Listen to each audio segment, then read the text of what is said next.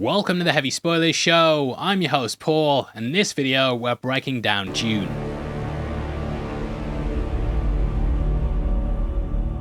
Over the last year I've gone through both films and I thought I'd put them together into this one big breakdown. This covers the history of the book getting adapted into film and all the big details that you might have missed. I recently did a big breakdown on part 1 and 2 covering everything you need to know about the movie, and having just read through the book, I want to go through it all. This will also go over the big process that it took to get it made, and yeah, I can't wait to dive into the movies. So come with me as we journey to Arrakis, and with that out of the way, thank you for clicking this, now let's get into Dune.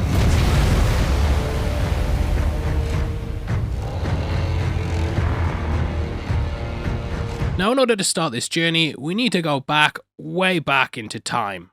That takes us to the year 1965, which is when Frank Herbert released the book to massive success. Great success. Immediately, everyone saw the film potential, with Arthur P. Jacobs locking down the rights. That gave the producers 9 years to make a movie, but sadly passed away during 1973. 74 hit, and with nothing being made, they were then acquired by Jean-Paul Gibbon. Bringing in Alejandro Jodorowsky to direct, they then started on creating the movie. For Jodorowsky, he looked at the names at the time and tried to get as many prominent figures included as he could. Salvador Dali was going to play the Emperor, with Orson Welles playing Baron Harkonnen. Paul Atreides would be played by some Brontis, Mick Jagger was going to play Feyd. Sting ended up in the role for the David Lynch one, and it's kind of funny how two musicians ended up playing the part. Jodorowsky also looked at musicians at the time to help create the soundscape, and Hans Zimmer actually gave a nod to this. During the production, he sampled Pink Floyd for Eclipse, which was then used in the first trailer for the film. One day, the legend will be born. All of civilization depends on it. However, as with most projects trying to adapt the book, they found out early on it was nigh on impossible.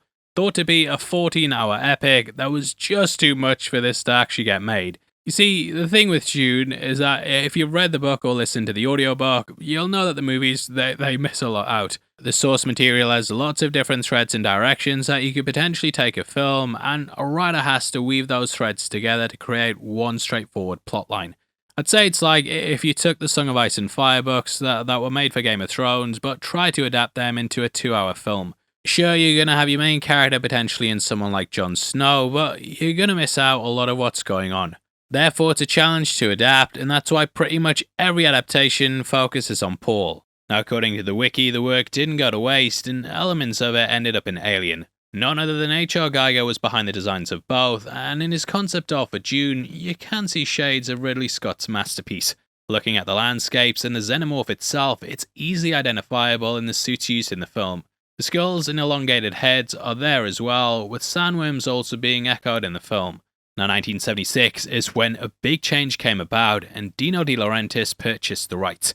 That year is extremely important as we of course had Star Wars in 1977. It's often thought that if any of these adaptations had beaten Lucas to the punch, that the landscape of cinema would look a lot different. Both are space opera epics, but it's in the tone where the pair differ. Whereas Lucas took inspiration from Dune, it ended up being a fun and upbeat movie. Hello there. Dune, on the other hand, was always intended to be, well, Dune, and it was in 1978 that they got a screenplay together. The novel's author Frank Herbert was commissioned to write the script, and in the end he turned in a 3-hour-long treatment.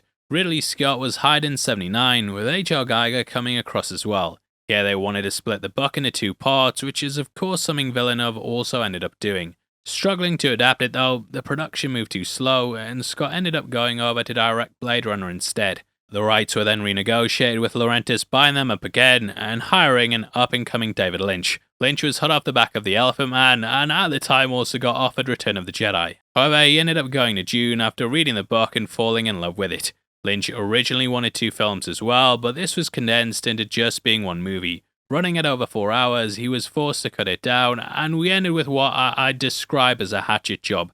A longer version was released for TV, and we've of course also had the film dropped on physical media. If you want to see it, then make sure you pick up the Arrow 4K, and in case you don't know, bit of spam, but we've actually partnered up with them. If you go to the site and use the code HEAVYSPOILERS, guess what? You get 10% off. Just go to my link in the description and use the code HEAVYSPOILERS, and hey presto, you'll get 10% off Dune. Either way, Lynch has said it's a bit of a sore point and that he's got zero interest in what Villeneuve's doing. Seriously, man, you and me, we're fucking done professionally. And that's not because he's a hater, mate, calm down, but he said all it's going to do is bring back painful memories. He said it wasn't the film he wanted to make, and overall it makes him feel like a failure. Lynch was never given final cut, and he was forced to condense major parts of the script. Voiceover was brought in to try and explain the plot holes, and it's clear that Lynch didn't have much of a say. During the release, he was also in the middle of working on a second script, as there had been plans there were going to be 2 sequels. However, once the movie bombed, it was kicked to the curb and moved out the way faster than the Atreides. We then got the sci-fi miniseries in 2000, which actually isn't too bad if you want to learn the lore. Unfortunately, it didn't have a big blockbuster budget, but that and all its sequels should get you filled in on the story. Then we had the Lord of the Rings and Harry Potter films, both of which managed to adapt expansive works. This made Paramount think they could finally make Dune, and in 2008 they brought on Peter Berg. This fell apart, and in 2011, Legendary bought it, which led to what we got today. Villeneuve was hired in 2016, and he's gone on record saying how much of a fan he is. Then he said he loved Lynch's film and followed all the making of stuff when he was a kid.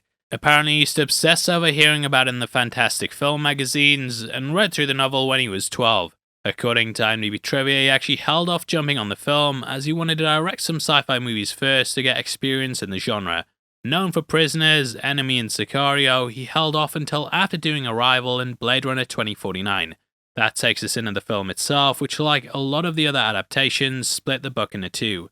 However, Legendary knew Dune was a risk, and thus they didn't want to film things back to back. A sequel was option, but it depended on the performance, which we'll talk about after we wrap up the breakdown. However, it meant some things had to be excised, including characters like Feyd, who aren't present in the film. This was because they didn't want to waste time on things that would distract from the story here, and we begin with this message before we get the logos.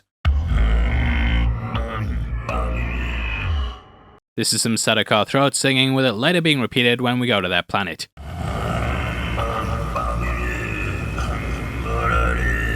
There's lots of potential ways to take this quote, with Paul's dreams being laced throughout the movie. All of these help to hint at what's gonna come, and in many ways they hold symbolic meanings. In some he sees Chani, and in other he sees Jamis, who can be seen winning their battle at the end. But why is Paul dreaming of his death, especially when this is something that doesn't end up happening? Why don't you explain this to me like I'm 5?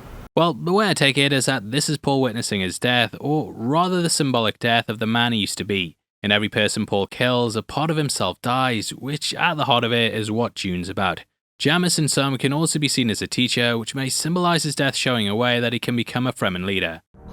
Atreides must die. To rise. This is the line that stands out to me the most, and Paul Atreides must die in order for the Kwisatz Haderach to rise. Also, I'm probably going to mispronounce things in this video because they change the pronunciation depending on what you read or watch. And yeah, I'm going to try my best, but just bear in mind if you're writing a comment about how I've mispronounced it, it's already too late for me to change it. It was a Kwisatz Haderach, give a dog a bone. Now there's even been theories that this voice at the start is Leto II looking back on the history of his family. Spice allows one to see into both the past and future, with one being able to tap into their family's genetic memory. There are theories that our own DNA can affect our personality, with us being guided by the ancestry that helped to shape us. The deep could refer to the history deep within us that Spice in itself allows us to tap into. Strong theory.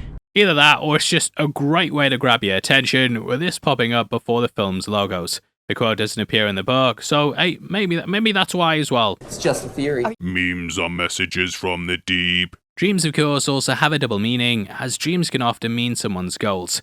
This in the end will make him lose himself, and it's the cost that it takes to be the boss. When you take a life, you take your own. I think Villeneuve was smart to start it off this way, as Dune's pretty complex when you get into it. It tackles languages, religions, different houses, prophecies, technology, and also politics.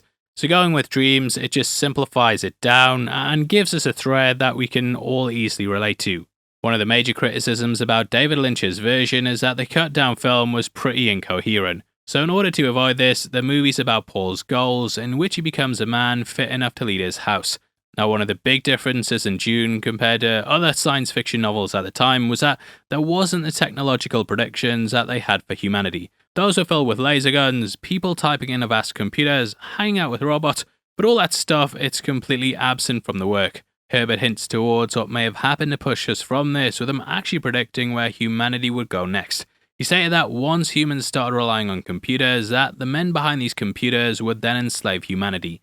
Now, whether that's the case or not, it's something you can argue, but I'd say there's definitely an element of truth there. It's the ones who run our technology, social media, and what we see. They're the ones who hold all the pieces. Predicting that back in the 60s, it's eerily chilling, and it's what helped to shape the design of the Duneverse. The text doesn't necessarily explain what happened in the war, but it does touch upon what's known as the Butlerian Jihad.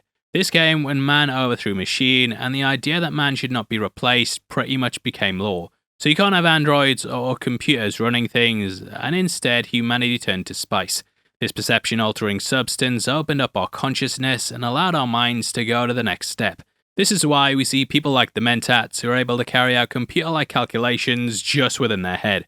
Normally a Mentat starts taking spice as a child, and this allows them to gain position in a house. This will normally be somewhere where they can provide counsel, and thus in the end it's a coveted position.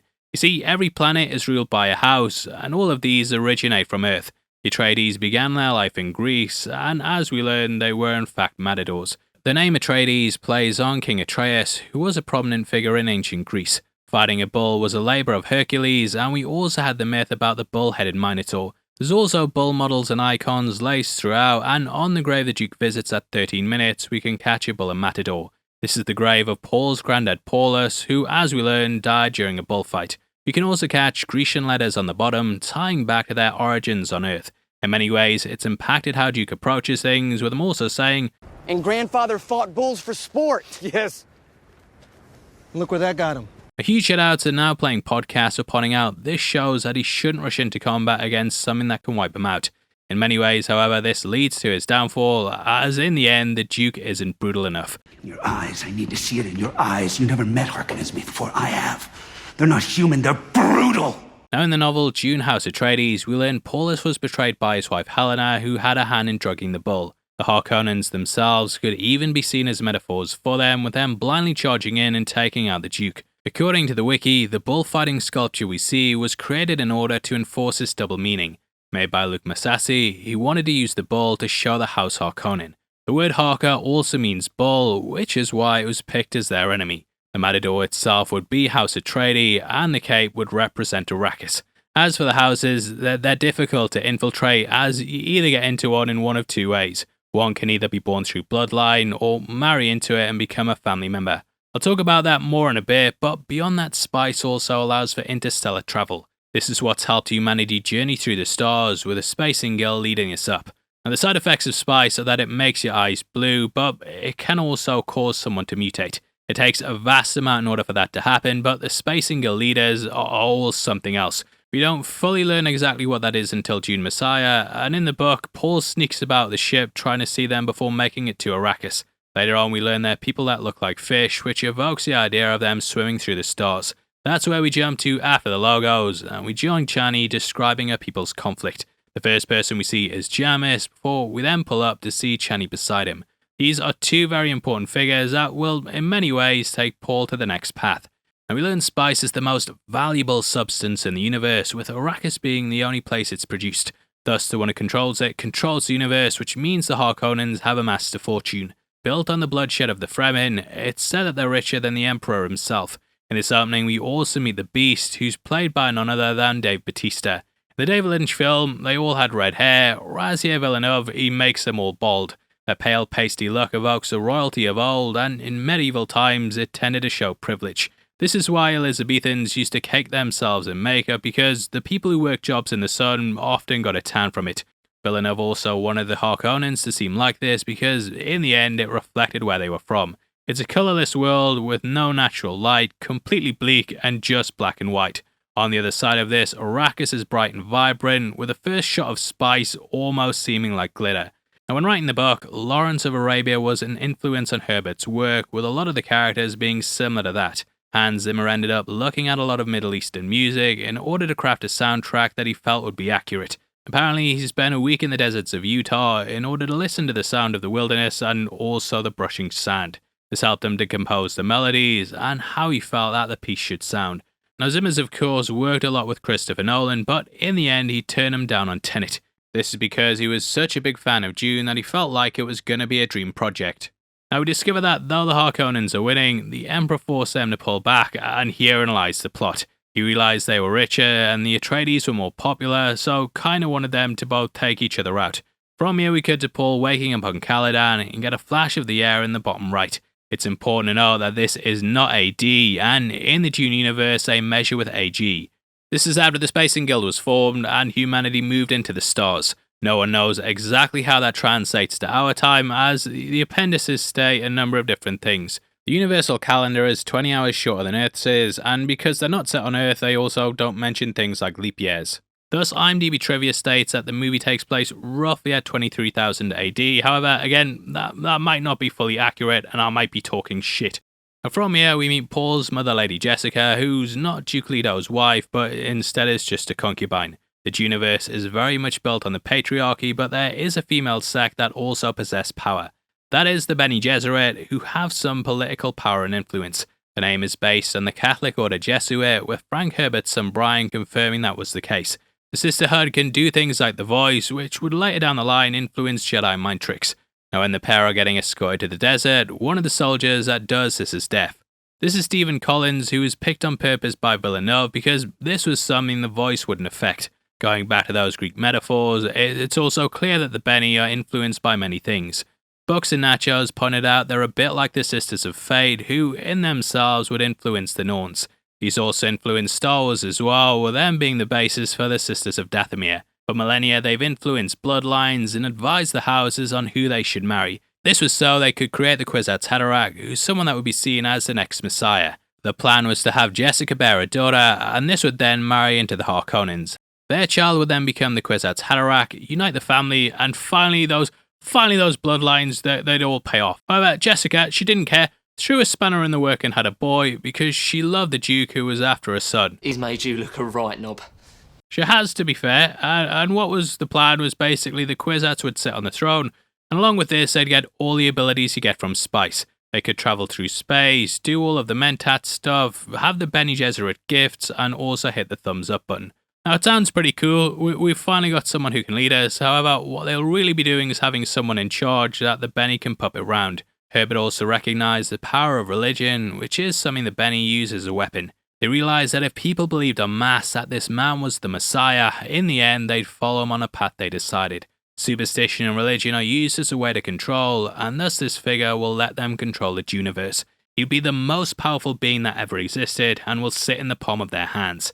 However, the curveball by Jessica has really thrown them off, and this is why they need to test Paul. This test can see whether someone is an animal, which is how the Gesserit view most people. They think that animals won't be able to control themselves and will act instinctively to get away from danger. Thus, only someone with upper consciousness can think of the situation and hold their hand in place to deal with the pain. Whether Paul is the Messiah or whether he's just believing his own hype is also something that I think is deeply interesting. And of course, I'd love to hear your thoughts on that below, so whatever you think, drop it in the comments. Now it's also important to know that Paul asks for water, which in itself will become a valuable commodity. From this point we then see as the Emperor's messenger arrives and can catch Lady Jessica wearing a blue dress. The circles on it are actually the Bene Gesserit seal, which also appears on the dress of the one we see here. The sort of blue carpet rolls out the ship too, with blue of course being the colour of water. The Mentat gives the cost of the journey. 3 guild navigators, a total of 1.46 million, 62 salaries round trip. Which is done for a number of reasons. You see, it not only shows how wealthy the Emperor is, but it also adds pressure that the Duke must accept. Though he knows it's gonna possibly lead to his end, he accepts because that's the thing to do. Now from this point we meet Duncan Idaho, whose clothing of course resembles modern fighter pilots. His death is something that hangs over Paul, with him envisioning it happen and then it coming true. In the dream, we can catch a little beetle, which is something Duncan picks up before his death. Duncan says, "Dreams make good stories, but everything important happens when we're awake, because that's when we make things happen." Which I think is a very layered quote. Now, huge shout out to Turner SC on Reddit, who broke down what this could mean. They state Paul's visions show possible outcomes, and the closer he gets, the more that he can change them. Dreams can help you get a glimpse into the future, but it's only when you're awake that you're able to act. Paul seeing dreams of himself dying is the story of his death, in which he will then waken as the Muad'Dib. Duke then explains what his goal is for Arrakis and how it will actually make them even more powerful. Here on Caladan, we've ruled by air power and sea power. On Arrakis, we need to cultivate desert power. Desert power. This plays off in the end, with Paul finally realizing he's able to attain that. Desert power. This will mean that they have complete control of all the necessary resources and truly be the most powerful house in the universe. Paul wrestles back and forth over whether he's the future though, and the Duke ends up showing him his ring. Later when the Duke dies, Paul ends up wearing this, showing how he's now stepping closer to his destiny. Now from here we then meet Gurney Halleck, with Paul mentioning how he recognizes his stride. Do we have to tell you? Tell us you by your footsteps, Gurney Halleck. Someone might imitate my stride.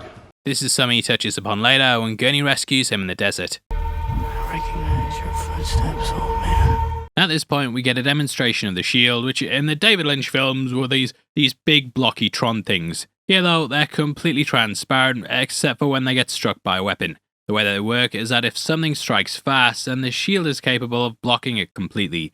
This is why guns are completely useless, because all it's going to do is get blocked like you when you say this video's mid. Fuck off. Whenever we see the missiles or Hunter Seekers later on, you'll notice they slow down before hitting their target. With a blade, you can also strike slower, and this is why we see them going through the shield. This is signified by turning red, and as we know, red means dead. This fighting style was also developed by Roger Yuan, who based it on Filipino martial arts. This is refined and almost like a dance, whereas the Harkonnens are far more brutal. That was based on Mongolian fighting styles to culturally show the difference between the two. Now from here we cut to Giedi Prime and come across Baron Harkonnen. Morbidly obese, he's now at the point where he has to use anti-gravity tech to propel him in the air. Later, they also allude heavily to Apocalypse Now, with his head rising out of the pool similar to Captain Willard. However, he's definitely more in line with Colonel Kurtz, who too often was seen completely basked in shadow. In the scene, we watch him running his hand over his head, which is something that Marlon Brando also did there too. In that film, the pool was sort of like a baptism, in which he arose as something new. With Dune, it's almost like him rising from black oil, born again after surviving the attack. Villeneuve said he saw the Baron as a human in rhino form, and rhinos of course also take mud baths. He realised that bringing the character to life was going to be what was either going to make or break the movie. Like medieval times, they also looked at figures there in order to go with how they designed the fat suit. Being overweight, that used to symbolise decadence and wealth, however, there is a reason for why this is the case. Might spoil the next movie, so we're just going to skip it, but either way they end up covering him in mist, so you can imagine how large he is. At this point, the Bene Gesserit go to Earth, and we can see them moving through a tunnel out in space. It's thought that the Spacing Guild are capable of folding it, which is something we witness in this moment. If you look closely, you'll notice a blue planet on the other end of the tunnel, which is where the Gesserit have come from. Cutting across the Paul, we once more see him lying in bed, with this shot echoing the one from the beginning. Taking him out to the Gom Jabbar test, you can also see him already pulling at his collar. This could be because he's already experienced this in the previous dream, and he knows of the needle about to be at his neck. Yue then talks to him in Mandarin, which at this point is an old language from Earth. Helps to show how well read Paul is, and how he's studied several different languages. We also see Lady Jessica start using sign language, which in the Dune world is called battle language. This was used so that communication could be kept silent and not intercepted by any spies or enemies. It's also easily recognizable, with each symbol being abrupt and identifiable, so there's no confusion if you're in the fog of war. In the room, we see the voice uttered by the Reverend Mother, which in itself carries a lot of symbolism to it. It shows that Benny are capable of controlling Paul, and that if they need to, he's gonna kneel before them. Kneeling, of course, means to be subjugated, letting us know instantly who it is that's in charge. We also see what those affected by the voice witness, with it pretty much becoming a blackout. Speaking of voices, Charlotte Rampling plays the Reverend Mother, and in real life the actress is bilingual. She actually ended up dubbing herself in the French version, so if you swap the audio track, you'll also hear her there. Now, this is her trying to test Paul as much as possible, because to her, he shouldn't have been born. Jessica having him has altered their plans, but she still holds out hope that he could end up being the chosen one. This is why she later asks the Baron to spare him, because otherwise it's going to throw away millennia of work. We then get what's the most famous quote in the book, which is, "Fear's the mind killer." Boiled down to its most basic terms, it means that if you give in to fear, it's going to end up destroying you. Fear can cause you to panic and react without thinking, which is something that Paul must resist. Though he wants to pull his hand out, he holds it in place and bears through the pain even though it's agonizing. This is symbolically shown by palm trees burning and also him seeing his hand turn to ash. His sight is barely awakened, and now he goes into the fire. These palm trees come to burn at the hour 24 mark, showing us how the prophecy was fulfilled. We also get a clip of his hand hovering above sand, symbolically representing how he must pass this to embrace Arrakis. It's important to bear in mind that when he goes to the planet, he doesn't actually touch it until the scene with the worm. Up until then, he'd been wearing shoes and stuff, but this physical touch provides a transformation. Cutting to their ship, we see it rising from the water too, which, just like a baptism, shows they're going onto something new. Paul touches the grass, similar to how he later touches the sand, which symbolizes his farewell and his new beginnings. He also puts his hand into a pool of water with sand sitting below. However, he doesn't touch this because he's not ready, and it's only in the rescue that he finally touches the sand. Lots of symbolism, and also most of these scenes were shot in Norway, which gives it a great contrast from when they go to Arrakis. That was shot out in Jordan, Abu Dhabi, and the contrasting environments really make these moments pop. And from this point, we see as they land, and Gurney says his quote, My lungs taste the air of time blown past fallen sand. This is a quote from the Orange Catholic Bible, which is one of the most popular religious texts in the entire universe. It fuses together the beliefs of Christianity and Islam, influences of which can be seen throughout the film. We also get that annoying bagpipe player that's brought into the score, and Zimmer said during lockdown his daughter used to kick off because sometimes he'd be recording at 5 in the morning.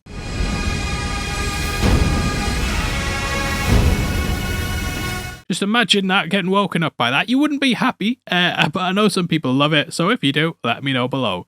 Now here for the first time, Paul witnesses the crowd that's gathered to see him and quickly realises how much they've been brainwashed. It's kind of like when the Beatles touched down and the Fremen were told there'd be an off-world prophet who would lead them to victory. The Bene Gesserit have just been manipulating them the whole time and paving the way so Paul can take over.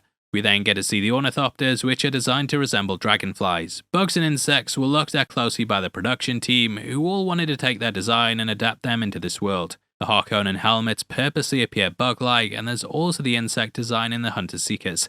In nature, dragonflies are brilliant navigators because their wings allow them to instantly switch flight modes. They can move quickly to lift and change to hover, with them also being able to maneuver quickly if one moves faster than the other. These sort of wings can do all of that, and thus it makes it an all-round craft. Going back to those Apocalypse Now motifs, their flights also echo the helicopters in that. Beyond that, Ornis means bird in Greek, again carrying on this idea of the Atreides lineage. We then see them travel out to the palace, which is of course based off pyramid designs. Looking up into space, we can also catch the many moons, especially that distinctive one in the Hand of God. Beside it is also the Muad'Dib, which is a moniker Paul later adopts. The Hand of God being next to the Muad'Dib could also symbolically show the plan that's there for Paul. In reality, this is simply just a canyon pattern, with them referencing the one on Mars in order to create the look. At the 55-minute mark, Duncan gives Paul a compass because the moon's effects on the poles would send the needle off course. This highlights though that he's gonna act as a guide, which we will talk about later on in the video. Now the Muad'Dib also makes another appearance in the following scene, when we see a hologram of one inside a bush. Jessica then picks out a housekeeper, and I love how she goes for the badass in Mapes. Now Mapes had gone to try and see if the prophecies were true, and if the Atreides had indeed brought the Messiah.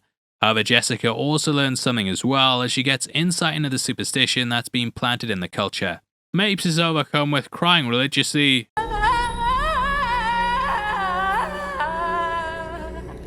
Calm down, and it shows how much she trusts her. We also learn the knife is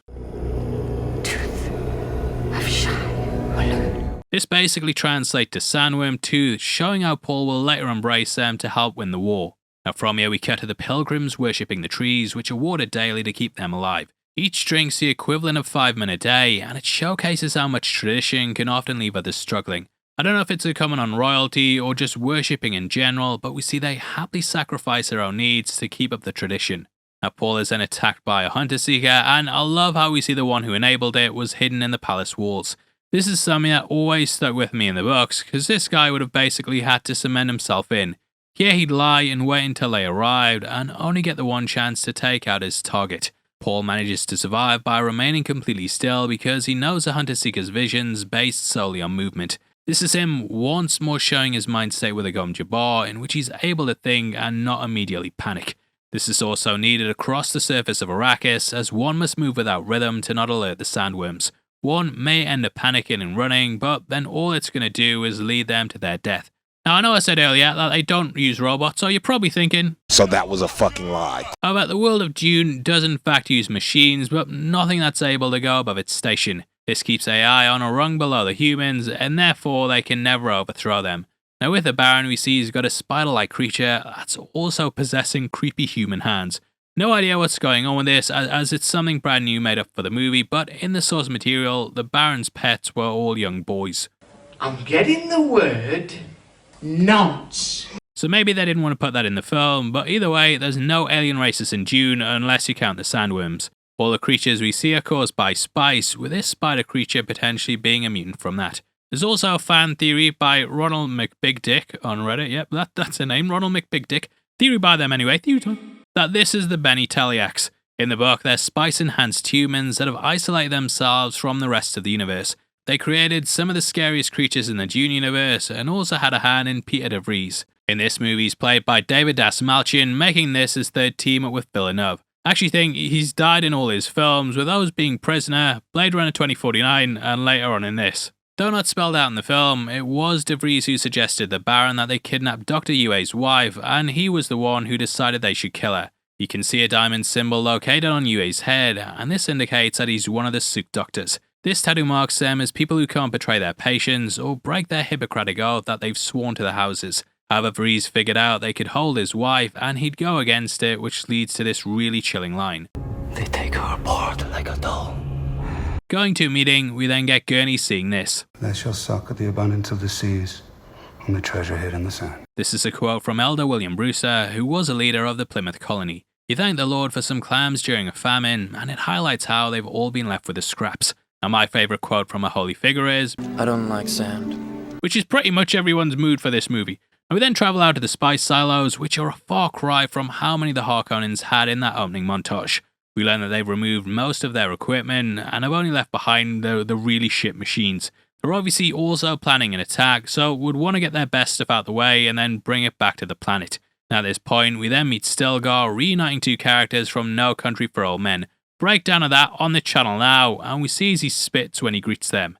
In any other culture, this would be taken as an insult, but with the Fremen, it has the utmost respect. Their entire existence is about preserving water, and thus spitting could be very costly to them. Stilgar carries the still scars on his face, which were done by the production team to show his history of violence. And at this point, we meet Leah Kynes, who we learn has been working for the Emperor. However, she's also been helping the Fremen secretly, so one day they can be free. This will allow them to terraform the planet and live on the surface with an abundance of water. Huge shoutouts again to Bucks and Nachos, who went into why Herbert created this character. Apparently, he was a reporter out in Oregon who was going over a story about ecologists working with the beach. The sands have been blowing up and destroying the farmlands, making it near impossible for food to be grown. Ecologists were trying to introduce beach grass, and this in the end would slow and delay the effects. Bucks and Nachos brought up how he saw civilization could be swallowed by the desert, and he wanted an ecologist who could help save the day. Now she ends up giving them their still suits, which recycle their sweat into drinkable water. Out in the desert, we get the rescue scene with the harvester crew, and this helps to give us lots of different things. Firstly, the machines are lifted by balloons because if they made their entire journey on land, they would just attract the worms. It also shows that Paul will try and save people, whereas the Harkonnens would have just let them die. Gives him his first encounter with Spice, and he also witnesses the giant worms up close. The first time Spice hits him, we also get a line showing that the Kwisatz Haderach has now been awakened. Now when designing the worms, Villeneuve spent a year concepting the creatures, and they dove into every detail on the beast. Whether it was the texture of the skin or how it eats food, they really wanted to give an authenticity to it. VFX supervisor Paul Lambert studied the movement of whales and also their mouths, which we can see in their teeth. Whales have baleen, which help them to filter food, which is also something they brought across to the worm. When crafting the scene, they also had sand mimic the movement of water, giving a feeling of seeing a whale rising from the ocean. Going with a beast that looks prehistoric, the worms are beautiful, but also completely terrifying. Now obviously, this movie needs a lot of VFX, but the creative team did something that rarely ever happens. Instead of using green screen, they actually used sand screen, so the environment around the actors appeared more natural. I watch this movie with a Philips Hue light hooked up, and you can see it just beaming browns, oranges, and yellows. Really makes this whole thing pop and adds a distinctive look to the whole of Arrakis. And back in his room, Paul explains the vision of Chani stabbing him, and you might start to wonder, what's going on? Well, this is really her giving him the Chris knife, and the stabbing's because it's killing his past self. Amongst this, he also sees his mother pregnant and giving birth to his little sister Alia. Can't talk about it too much as she's a major thing in part 2, but I like that they're at least laying the groundwork. One thing that I found out in my research as well is that Rebecca Ferguson, she's only actually 12 years older than Chalamet. Still though, never crossed my mind, and I think they made it feel like there was a much bigger age gap. Now from here we cut to Salusa Secundus, which is the home of the mighty Suduka. The Suduka, or Sudoku I always end up calling them, they're known as the most fearsome army in the universe, but Paul ends up realising the Fremen are stronger. In order to survive on Arrakis, one has to be built different, and this is why they're capable of beating them. We then see them getting anointed before battle in what's almost like a religious ceremony. Passed by priestesses, they place a thumb with blood on their head, which is similar to what priests and vicars do for blessings. You can also catch their wrists seem like they're wearing rosary beads, and we get further religious imagery with where the blood comes from. This is drained from men that have been crucified upside down, and you can see as their blood runs into a trough. We can also hear that distinctive throat singing again, which is based on techniques from Mongolia and Tibet. The city is then attacked with Yue lowering the shields, and the Duke is sadly betrayed before he's then captured. He sees a light flashing in the desert, signalling to commence, and then finds that Mapes has been stabbed. In the scene right before this, he also met with Jessica, and clearly knew that something was going to happen. During this, we cut to the bull sculpture, highlighting what this fight is really for. In the battle, we can see Gurney running head into it, and can also catch Duncan Idaho clashing with the soldiers. At one point, he taps the anti-gravity thing on his belt, and just like the Baron, this helps him to float. He ends up stealing an ornithopter, and I love how he just kind of scares some soldiers away after killing a handful. Such a badass, and at this point, Lady Jessica and Paul are taken to the desert, which is where they're going to be left to die. You might be wondering how they get their equipment, but there is a little clue given to us in the ornithopter. Jessica spots a pole that has a little diamond etched into it, and this is the symbol of Dr. Yue. Underneath it is a little kid, and this has the tent and the equipment within it. Inside that tent, they also find a roll of paper, once more with Dr. Yue's symbol. Yue, of course, also helps the Duke, and even though he betrays him, he gives him a way to get revenge. This is sort of still keeping his oath. Well, not really, but at least he aided him in the end. Also, I love the way how we see the voices used here, and Jessica even bites down on one of the god's fingers. Again, it highlights how powerful her mouth is, and how it can be used as a weapon, which, careful guys, careful. At this point, the Baron meets with the Duke, and Leto ends up staring at a bullhead. This is just like what his father saw before he faced death, but he went out fighting like the Duke does here. Also, I realised when I've been recording this, I've been calling him Duke Leto, and then I was like, I think it might be Leto too, so apologise for being an idiot. I have that same issue with Jared Leto, where I'm like, is it Leto, is it Leto? I don't know, but yeah, the pronunciation, again, it's not going to be too accurate, but it's too late to change it, so just leave it out the comments, please. Now from here we see as the Baron also calls him cousin. No future spoilers, but yeah, we'll probably learn about the messed up lineage during part 2. But what the Baron did during this, the Reverend Mother ended up cursing him, and thus he ended up with his giant obese body. Duke then witnesses him hovering above the table, and... Oh, they fly now! They fly now! They fly now! After killing Yue, the Duck gets the Baron coming closer, and it's at this point he releases the gas. The reason why this is chosen as a weapon is because it's something that can infiltrate the shield. This moment, Paul and Jessica also discover his ring, which Yue left them as his final gift. It shows that he's dead, and with his father gone, Paul must now step up and take over his lead. We then cut from Paul's hand down to his father, and lastly the bull looking down on them. At this moment, Paul has a vision of the future in which he leads an unholy war across the universe. We can see here that he's mastered the sandworms, and a similar shot's going to be used in part 2 with Chani. After witnessing a bloody hand, he then sees a journey back to Kaladin, where we can see him joined by Chani and also Jamis to the right. This again shows the future could be changed, with it suggesting that Paul may still have control. This feature will likely be explored in Dune Messiah, which shows how religion can be used as a weapon. We can also catch Paul's eyes glowing blue, with the effects of these being done with VFX. Initially, they wanted to just use contact lenses, but quickly realised how much trouble it was going to be. The desert, of course, would keep kicking sand up in your eyes, and in the end, they just went with CGI. Now, Darth Maze on Reddit caught some amazing symbolism in this moment, as we get a close-up of the water tubes on the tent. These look like veins and blood, making this tent almost appear womb-like. Paul then emerges like he's reborn, and the first thing he sees is that little Muad'Dib. This symbolizes the new change within him, and he's now being born under that moniker. The little mouse is also perfectly evolved to be something that survives in this harsh desert landscape. This is a symbol of endurance, which is something that Paul will also come to represent.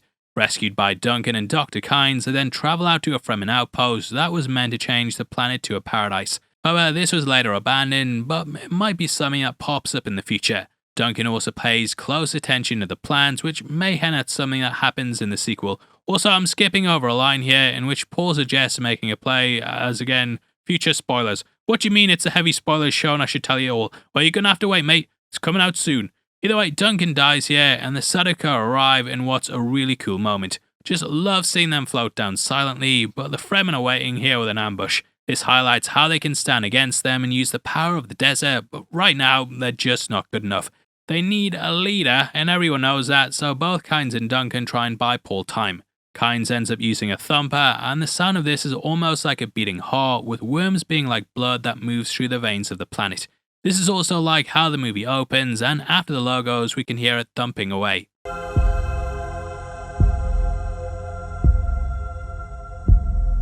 We see Kynes then readying her hooks, but unfortunately she never gets to ride the worm. As we see at the end though, there are worm riders out there, and this will become something bigger later on. I think they did this here to just tease what would come, but wanted to save the first major ride for that upcoming sequel.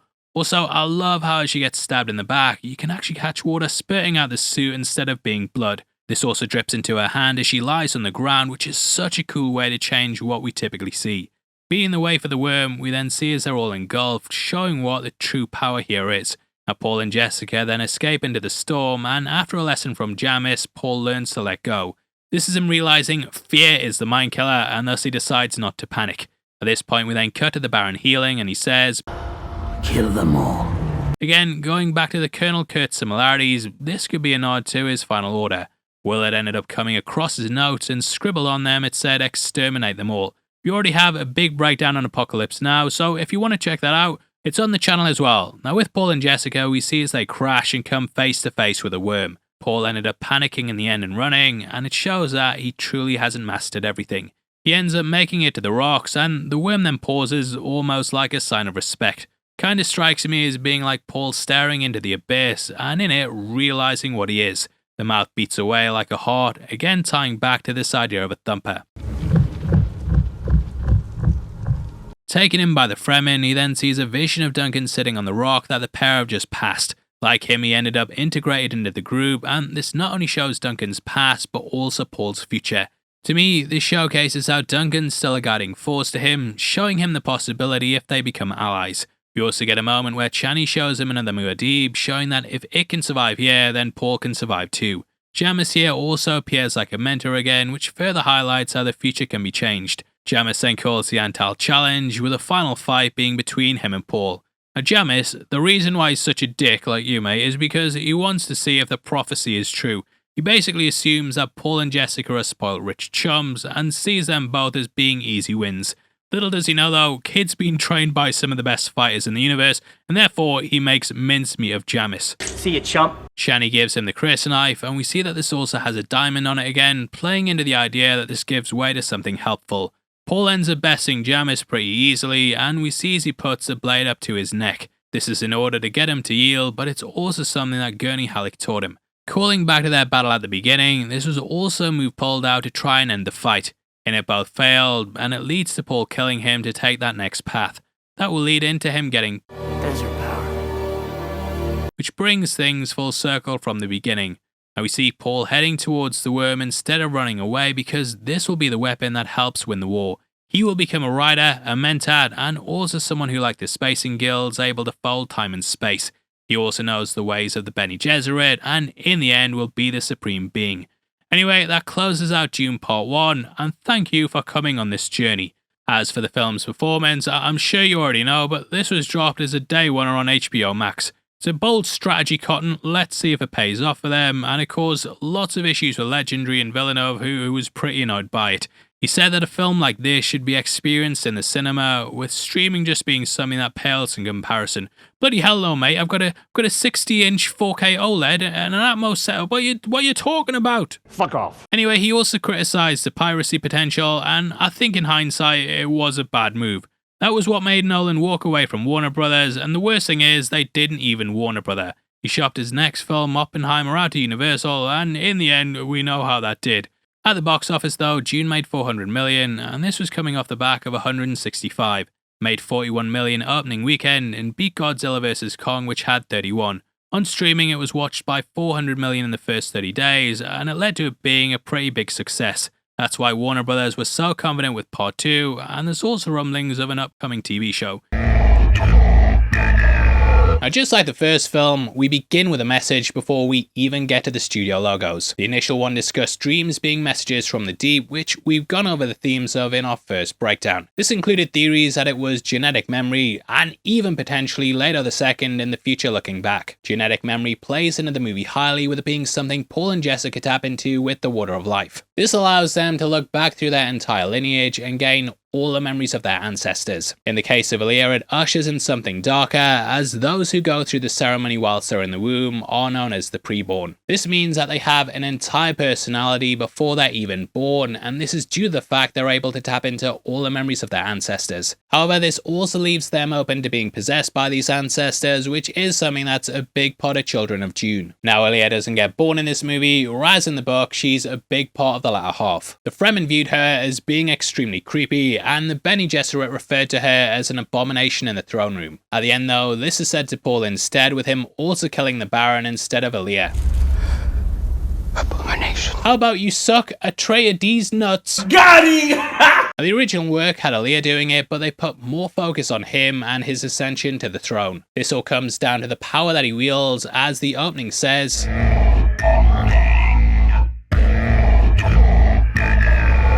Now, this is more straightforward than the first film, with it showcasing that the power balance here will forever swing in favour of the one that controls it. Spice is the most precious substance in the universe because it's what the Spacing Guild use for navigation. It also allows for prescience, humans to live longer, and several other things. The entire universe is addicted to spice, and thus Paul controlling Arrakis means he controls everything. The first film also had a strong focus on power, with that being the reason the Duke was excited to go to Arrakis. Here on Caladan, we've ruled by air power and sea power. On Arrakis, we need to cultivate desert power. This was played off at the end by Paul, who realised they could finally achieve it. Desert power. However, the idea of power also leans in the direction of this movie, with it having more focus on action. Dreams in the first, that gave us a more contemplative movie, whereas for this, it's just all-out war. Now at this point, we hear Princess Irulan's narration. This is heavily in line with the book, as every single chapter starts with a segment from her. This is also something that the David Lynch film used, with the movie starting up with her narration. However, it also has a deeper meaning, as it shows thematically the future that Paul will have. The first movie began with Chani's narration, whereas this one's dealing with his future wife. It's sort of Irulan shoving her out of the way thematically so that she can replace Chani in more ways than one. Even the way the final fight is set up, it's supposed to show the future and the past. Chani and the Fremen stand on one side of the room, whereas Irulan and House Corrino, they stand on the other. Paul eventually moves over to those, showcasing how he's left those on the other side behind him. It's another massive change up from the books, as Chani is clearly scorned by what's gone down in the finale. I'll talk about that more in depth later on, but Irulan discusses how Leto was like a son to the Emperor. This is also a direct quote from the book, and it also details his reaction in the work. It says, "When my father, the Padishah Emperor, heard of Duke Leto's death and the manner of it, he went into such a rage as we'd never before seen. He blamed my mother and the compact forced on him to place the Bene Gesserit on the throne. He blamed the guild and the evil old Baron. He blamed everyone in sight, not excepting even me, for he said I was a witch like all the others. And when I sought to comfort him, saying it was done according to an older law of self-preservation, to which even the most ancient rulers gave allegiance, he sneered at me and asked if I thought him a weakling. I saw that he had been aroused to this passion not by concern over the dead Duke, but by what the death implied for all royalty. As I look back on it, I think there may have been some prescience in my father too, for it is certain that his line of Muad'Dib shared common ancestry." This is altered here as the Emperor says nothing, with him not being the same since. His inaction is telling, and it shows his hand in it because if he cared, he would have brought wrath to the barons. However, as Erlen says, they've done his dirty work before. Now the reason that he did it is because the Atreides were getting too popular, and thus they had the potential of ousting him. Christopher Walken's version is slightly different from the work, as in that the Emperor seemed like a younger man. Described as being middle-aged looking, his life had been prolonged by spice, whereas here they just went all out and had him as an older dude. This coincidentally is a weird callback to Walken's past, as he danced to the phrase "walk without rhythm and you won't attract the worm" in Fatboy Slim's weapon of choice. Now, the fall of House Atreides is shown symbolically through the burning of bodies and artifacts. This is in the aftermath of the Battle of Arrakis, which happened at the midpoint of the last movie. The imagery is later echoed at the end of this film when we see the Fremen burning the Harkonnen and the Carino forces. The Duke's painting is there, which is in a similar vein to his own father's one that appeared at the beginning of Part 1. We see as the Atreides sigil melts and dissolves symbolically, cementing the house as being destroyed. From here we then cut to Irulan and the Emperor playing what seems to be chess. In the books though, the game's called Shops, but it basically just operates in the same way. Now the game has some symbolism attached to it, as it's about taking down kings. The Queen is the most powerful player, potentially symbolizing how Irulan will gain power throughout the movie. Paul's marriage to her was even suggested in the first film when he said this: "And the Emperor has no sons, and his daughters are yet to marry. You'd make a play for the throne." Now from here we cut across to the Baron anointing Rabban as the Duke. There's clear allusions here to Hitler's propaganda film Triumph of the Will, with soldiers and banners lining the area. The Baron glides about using his suspension tech, which symbolically shows that he's above all the rest. We also see that he's got balls attached onto tubes, with these getting sliced throughout the end. Clearly he has difficulty breathing, and it's explained more in depth in the books. Chapter 26 says that the Baron's still suffering from a gas attack, hence the weakened breathing that he takes on at the end. On the banners we can also catch the Harkonnen sigil, which is meant to resemble a griffin, whereas the Atreides one's a hawk. This shows how interlinked the two families are, with their lineage being exposed throughout the film. And we also learn of the Baron and Emperor's close connection, with the former using this to blackmail the latter. This is all a power play to put Feyd on the throne, and the anointment of Rabban even has a double side to it. The book explains that Rabban was a vicious man, which the Baron used to make the people of Arrakis hate him. Thus when he ushered in Feyd, he'd become more popular because he had a gentler touch. Whether that's a reality or not is another thing entirely, but it's all about the image it portrays. Everything is done in order to get the spice, with the hierarchical structures being explained by Liet Kynes' father in chapter 31. The passage says, "Arrakis is a one-crop planet," his father said. One crop. It supports a ruling class that lives as ruling classes have lived in all times, while beneath mass semi-slaves exist on the leavings. It's the masses and the leavings that occupy our attention. These are far more valuable than has ever been suspected. Now from here we cut to Alia in the womb, with Paul talking directly to her. When I first saw this, I thought it might be a worm or something, but obviously it's a newly created fetus. In the books, the story in the desert happens over several years, whereas the movie shortens that down to just a handful of months. This takes place in the year 10191, which was shown to us at the start of the first film. This is 10191 AG, meaning after the Spacing Guild was formed, with it roughly being around 20,000 years AD if we're going off our time. Jessica's pregnancy is used to denote the time in the movie, with us watching the fetus grow throughout the film. Children were a strong focus in the novel, with it being a coming-of-age story for Paul. However, something else that's absent is that he has his own child who unfortunately is killed in one of the Harkonnen assaults. This baby was called Leto after Paul's father, and I wonder how they're going to handle Leto II. Guessing that they'll just refer to him as Leto, and whew,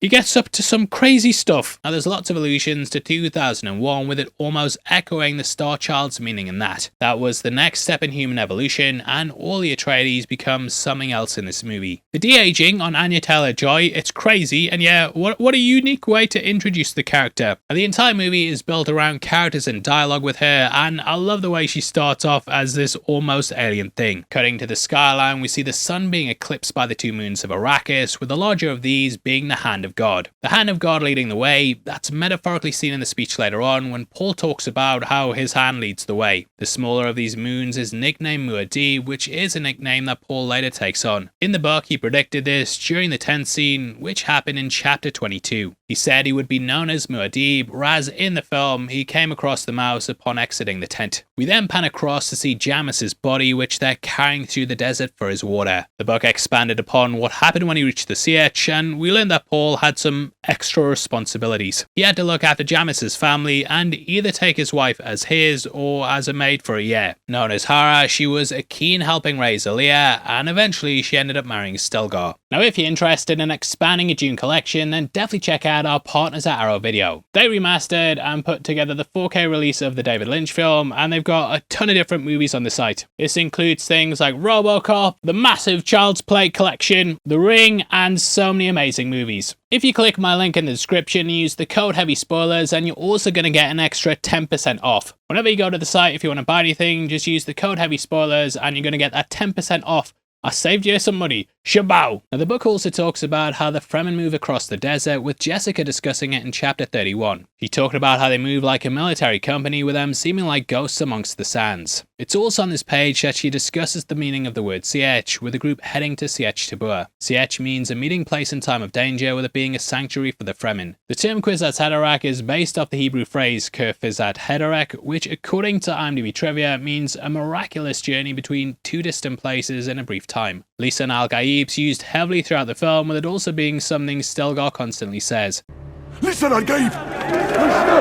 Lisan al-Gaib is based off Arabic, and it means tongue of the unseen. In Dune, it's the voice of another world, which is outlined in their legends as the person that will save them. Chapter 24 says the Fremen believe that whoever dies in service of the Lisan al-Gaib shall live forever, hence why so many are willing to be led into paradise. There's also the phrase Mahdi, which is Islamic in nature. Said to appear at the end of time, the Mahdi will wipe the world of evil. Now originally this scene was gonna end the first film, but they decided during prep they'd end on that worm tease and then start the sequel here. From this point the Harkonnen forces then descend into the desert, and we get several shots of them silhouetted against the orange. This is very reminiscent of the cover of the paperback, and it just instantly captures you just because of how bright it is. Now though it seems like they're the more formidable force, they're actually vastly outmatched. Their armor is slow, clunky, and stands out against the sand and sky, making them easy targets to pick apart. These soldiers just aren't used to the harsh environments, which is why the Fremen are the most fearsome foes in the universe. The book actually has a big section talking about this and how the Emperor's forces are so strong. Detailing how they're trained on what's basically a prison planet, it goes into the depths of Seleucus Secundus. They talk about how his army are trained their entire lives on what's basically hell, and that's still not as harsh as the lands of Arrakis. This is why the Fremen are so powerful, because their entire existence is built around survival. Now in the book, when the Sardaukar attacked Arrakis, they disguised themselves as the Harkonnen, so the Emperor's lines wouldn't be noticed. The first film didn't really bother doing that, and I did wonder if these were Sardaukar forces. They're not though, as we later see them unmasked, with their water being described as filthy. Now amongst this danger, we also have beauty, which is shown so well when they float up the rocks. This was the scene that blew me away, and I knew right then that we were in for some cinema.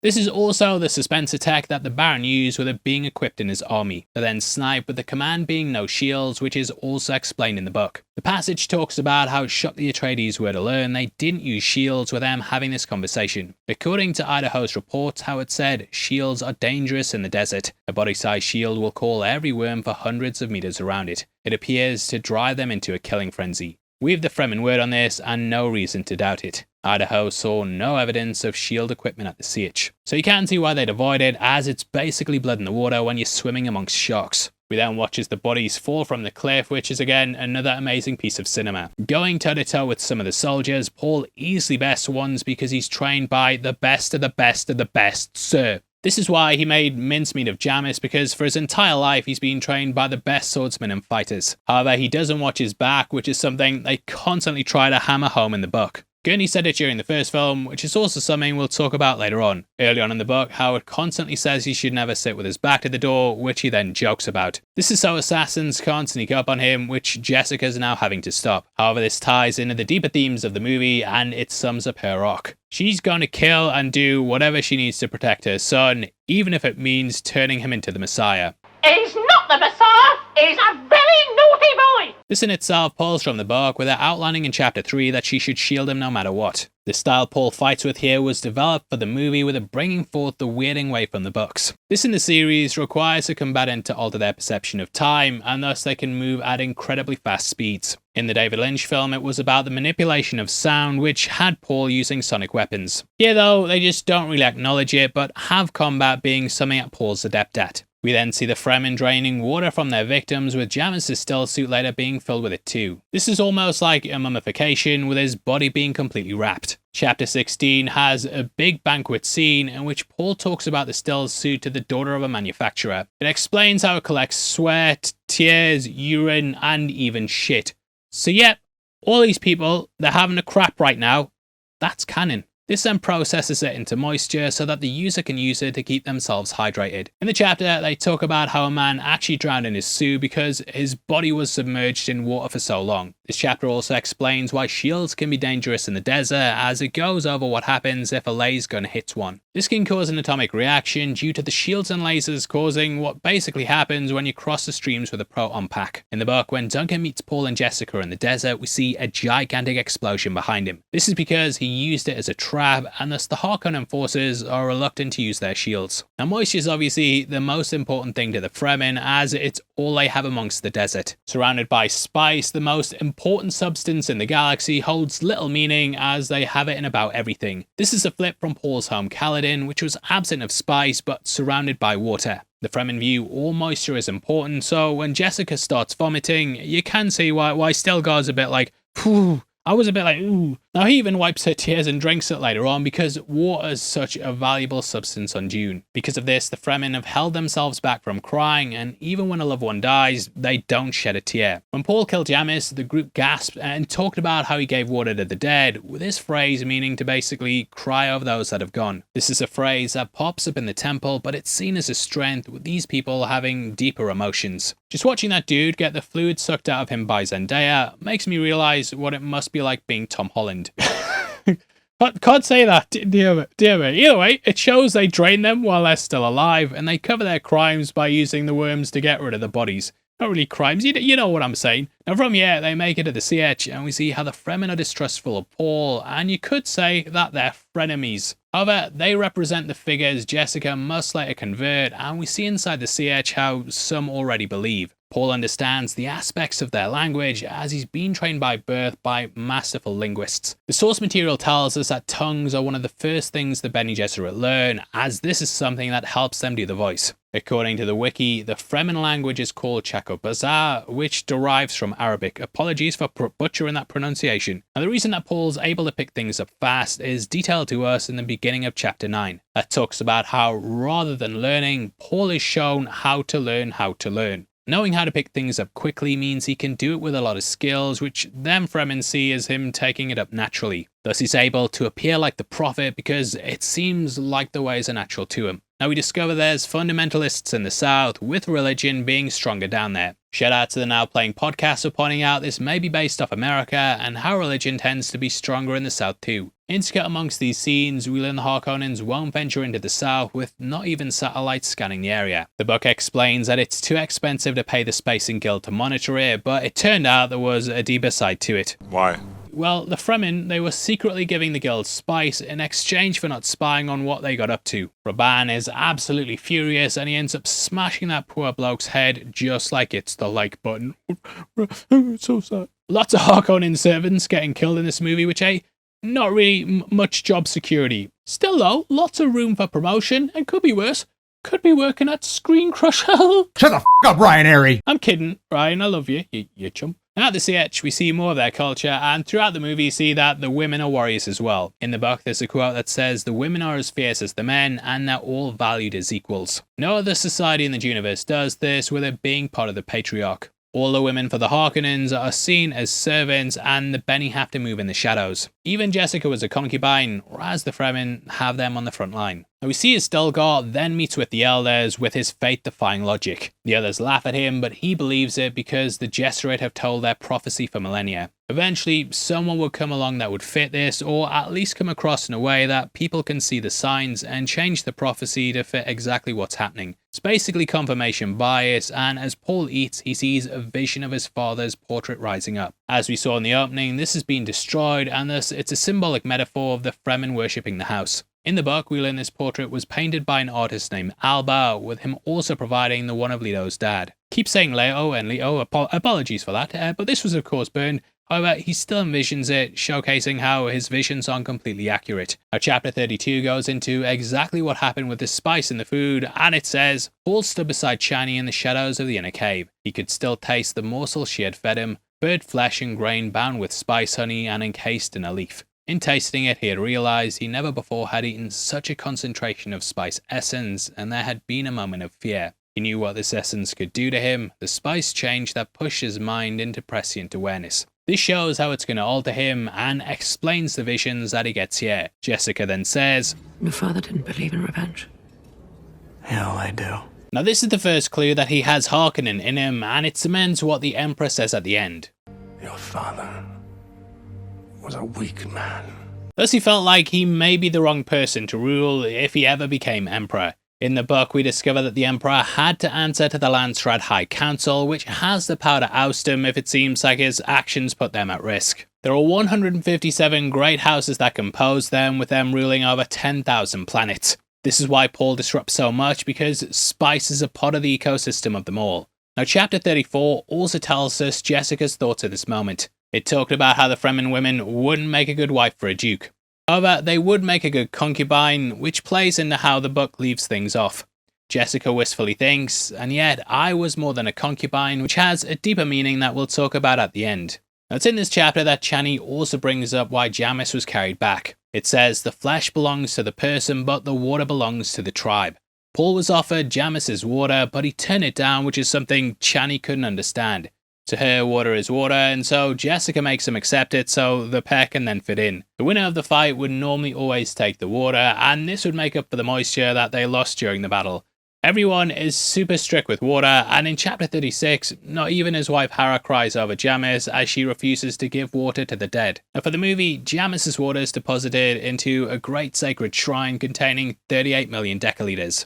This will one day be used to terraform the planet and turn Dune back to the paradise it once was. We saw hints of this back in part 1, with there being a room ecologist who are growing plants in. Stilgar also tells Jessica that Lisan al-Gaib will be the son of a reverend mother, which is expanded in chapter 33. In chapter 31, one of the first things he asks Jessica is if she is one, so it shows how important this is as a characteristic to him. However, Stilgar is sort of forcing the legend to come true, as he's making Jessica one so that Paul fits the prophecy. Mothers make up a lot of religious tales, with messianic figures being greatly led by them. Christianity, of course, has Mary, with Herbert taking inspiration from that. Jessica's then taken to consume the water of life, which we learn more in depth in the book. Chapter 37 gives us a ceremony, with the main difference there being that Jessica says that there's at least 10,000 people there and more to come to it. As nervous as she is though, Jessica says she has no choice and must move quickly to secure their place amongst the people. She describes the mother as a crone, looking like a collection of sticks draped in a black robe. Chapter 37 describes the elder as old and frail, yet she has a darker side to her, which we see in the voice in the movie. Now in the book, we can of course get descriptions of what the water of life tastes like, with Jessica saying that there's a cinnamon aftertaste, but it's a lot cooler than the spices. Fed to her by Chani, she clearly sees the features in her face of Liet Kynes, showing that he was her father. In the first movie, they gender swap the character, but this explains where her lineage comes from. Now in going through the transformation, the water of life expanded her perception and slowed down time, and thus she was able to counter the poison. Jessica survives this because Bene Gesserit are able to manipulate their bodies on a cellular level, and thus they can counteract poisons and break them down. This is also how they're able to choose the sex of their child, and the group are capable of emitting strong pheromones. This is how Margot seduces Feyd later on, and why even Helen Maheim was talking about giving it a go. Go on! Now the Reverend Mother and Jessica, they link up mentally, and she sees her as a younger woman who says this is how she really is, and that time is all perception. Now this is also how the mother knows that Jessica's pregnant. Jessica sees the inner eye, and the mother says, "Be thankful it's a female, as a male would have died." "You'll have to be strong," the old Reverend Mother's image presence said. "Be thankful it's a daughter you carry. This would have killed a male fetus. Now carefully, gently, touch your daughter presence. Be your daughter presence. Absorb the fear, soothe, use your courage and your strength. Gently now, gently."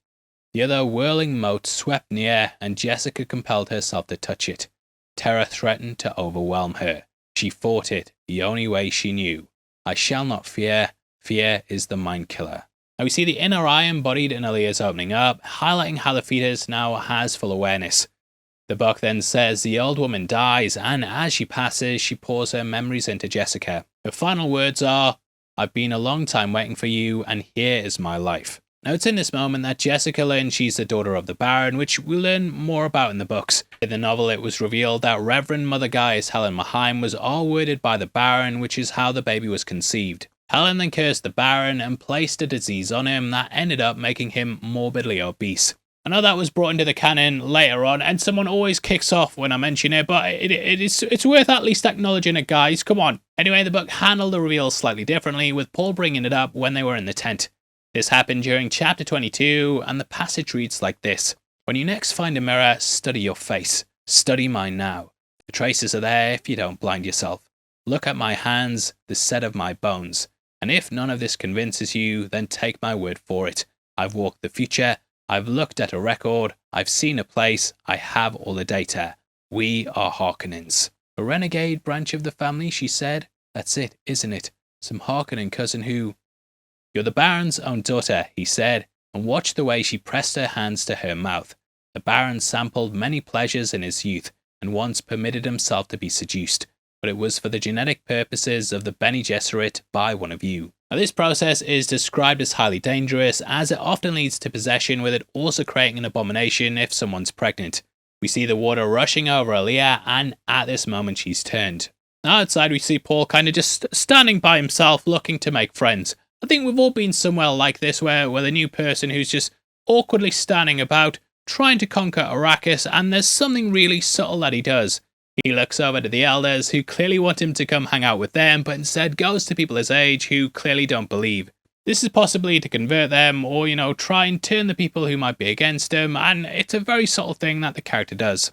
At this point, we're also properly introduced to Shishakli after she made fun of him for not being able to handle the spicy food. Guy would go lemon and herb at Nando's, and we see outside that she constantly shuts him down. In chapter 40, we're properly introduced to the character, with it actually being a man who's a close ally of Stilgar. Just before the worm ride, he gives Paul his hooks and says they've never failed. Now here she says the water of life is just worm piss, and we later learn how it is they extract it. Chapter 44 ends by explaining the drowning of a worm, which we see later in the movie. The book says, "And the drowning of a maker was the greatest Fremen's secret, because it produced the substance of their union, the water of life. The poison that could only be changed by a Reverend Mother." Now I love how Stilgar is still saying Paul's the Lisan al-Gaib, and if he says he's not, that just means that he's the Lisan al-Gaib. Now it's at this point we also really get to see the blue eyes perfectly, with this being done through the use of CGI. Originally, they just wanted to use blue contact lenses, but realised the sound would cause issues and get stuck behind them. Shishakli also says the Mahdi must be Fremen, and this is something brought up during chapter 40. That has Paul, who's pretty much viewed as the leader, but he's not seen as a Fremen due to not riding the worm yet. As Jessica recovers, she then tells him he must drink the water of life. In the book, right after she went through it and he was with Chani, it was revealed her name was Desert Spring. At this point, he also saw billions dead ahead of them, which I think you can read into seeing Paul's reaction in this moment. Paul is then sent into the desert, mimicking how Jesus did it in the Bible. I love how Stilgar says you have to worry about the little centipedes, and then he does the gesture your girlfriend does when she's describing her ex. He also brings up the jinn, which are of course based off the word genie. The word doesn't appear anywhere in the book, and I did wonder why this scene was included. I think it's here to just show the Fremen are superstitious, and thus they can be manipulated. However, Stilgar says don't listen to the voices, and perhaps the jinn are the ones that speak to him throughout the visions. Making his way across the desert, we've seen him learning to walk like this in part 1 when he was studying the Fremen video books. Initially he sees what appears to be a vision of Jamis, and in both films Paul sees him as a mentor. This of course never came to be, but it shows how his visions aren't always right. Instead, Chani takes up the spot with the pair falling in love. In the book, right after the Water of Life ritual with Jessica, Paul and Chani bond. That's when the pair sort of intertwine mentally, and he sees all the paths and his attachment to the Fremen. Chapter 34 has Paul saying he was a friend of Jamis, and he joins in with the rest of the Fremen who are saying the same thing. There was part of the ritual honouring him, but here I feel it extends beyond that to show how in some realities he really was a mentor to him. Either way, he and Chani hit it off whilst he learns of moisture trappers while Jessica starts out her plan. It's so chilling seeing her muttering away to her baby, and though we don't hear Alia's voice at this point, it does pop up after Paul has a vision of her. Jessica targets children because they're easier to manipulate, and she will build a legend of Paul to help ensure his safety. Being a Reverend Mother, of course, means she's a Bene Gesserit, and they've of course always used this MO to control the people of Arrakis. At this point we see a Muad'Dib going up to a snorkel that's sticking out the ground so the user can breathe. We actually got a glimpse of these during the first film in that opening montage that showcased the Fremen. It leads into an absolutely incredible scene in which we follow Paul going out on a raid. This is such a nail-biting skirmish that looked incredible in Imax, and you really got the massive scale of these battles. The Fremen are sleeker and faster than their opponents, so they're able to run, duck and roll, while they're restricted to the mobility of their armour. Now the main thing I've seen people complain about is why didn't they just take down the Ornithopter with a laser, but as we discussed before, it could have caused an atomic explosion, I should say. Thus Paul and Chani need to take it down first, and then the laser guns can be fired to destroy the spice harvester. Just that moment where Chani fires the rocket and then the gunner looks and sees the shot, his breaking the shield is so good, and yeah, this is a standout piece of the movie. Now this is also an important thing for Paul to do, as it shows that he's willing to get his hands dirty. Rather than just simply saying he's the prophet, he fights on the ground to win the skeptics round. It's the younger members of the tribe who think that he's phony, but him doing this starts to make them loyal to him. They still don't really believe it, but it buys faith and friendship, meaning that they'll still defend him. Now in the tent we get a scene that sort of riffs off chapter 33. This happened immediately after beating Jamis though, whereas here it's a couple of months later. Stilgar gives the name Usul, and then Paul says he wants to also be known as the Muad'Dib. Now in the book this proves that he's able to predict the future because it's something he said to Jessica back in the tent. The movie changed things and did it more in a symbolic sense with him coming across the creature. However, Paul has something different from the visions, and he says that he doesn't want to give up his father's name. The work says, and Paul thought that was in no vision of mine. I did a different thing, but he felt the abyss remained all around him. A Muad'Dib's fitting because it makes its own water, either through sweat or moisture, which it collects through its ears.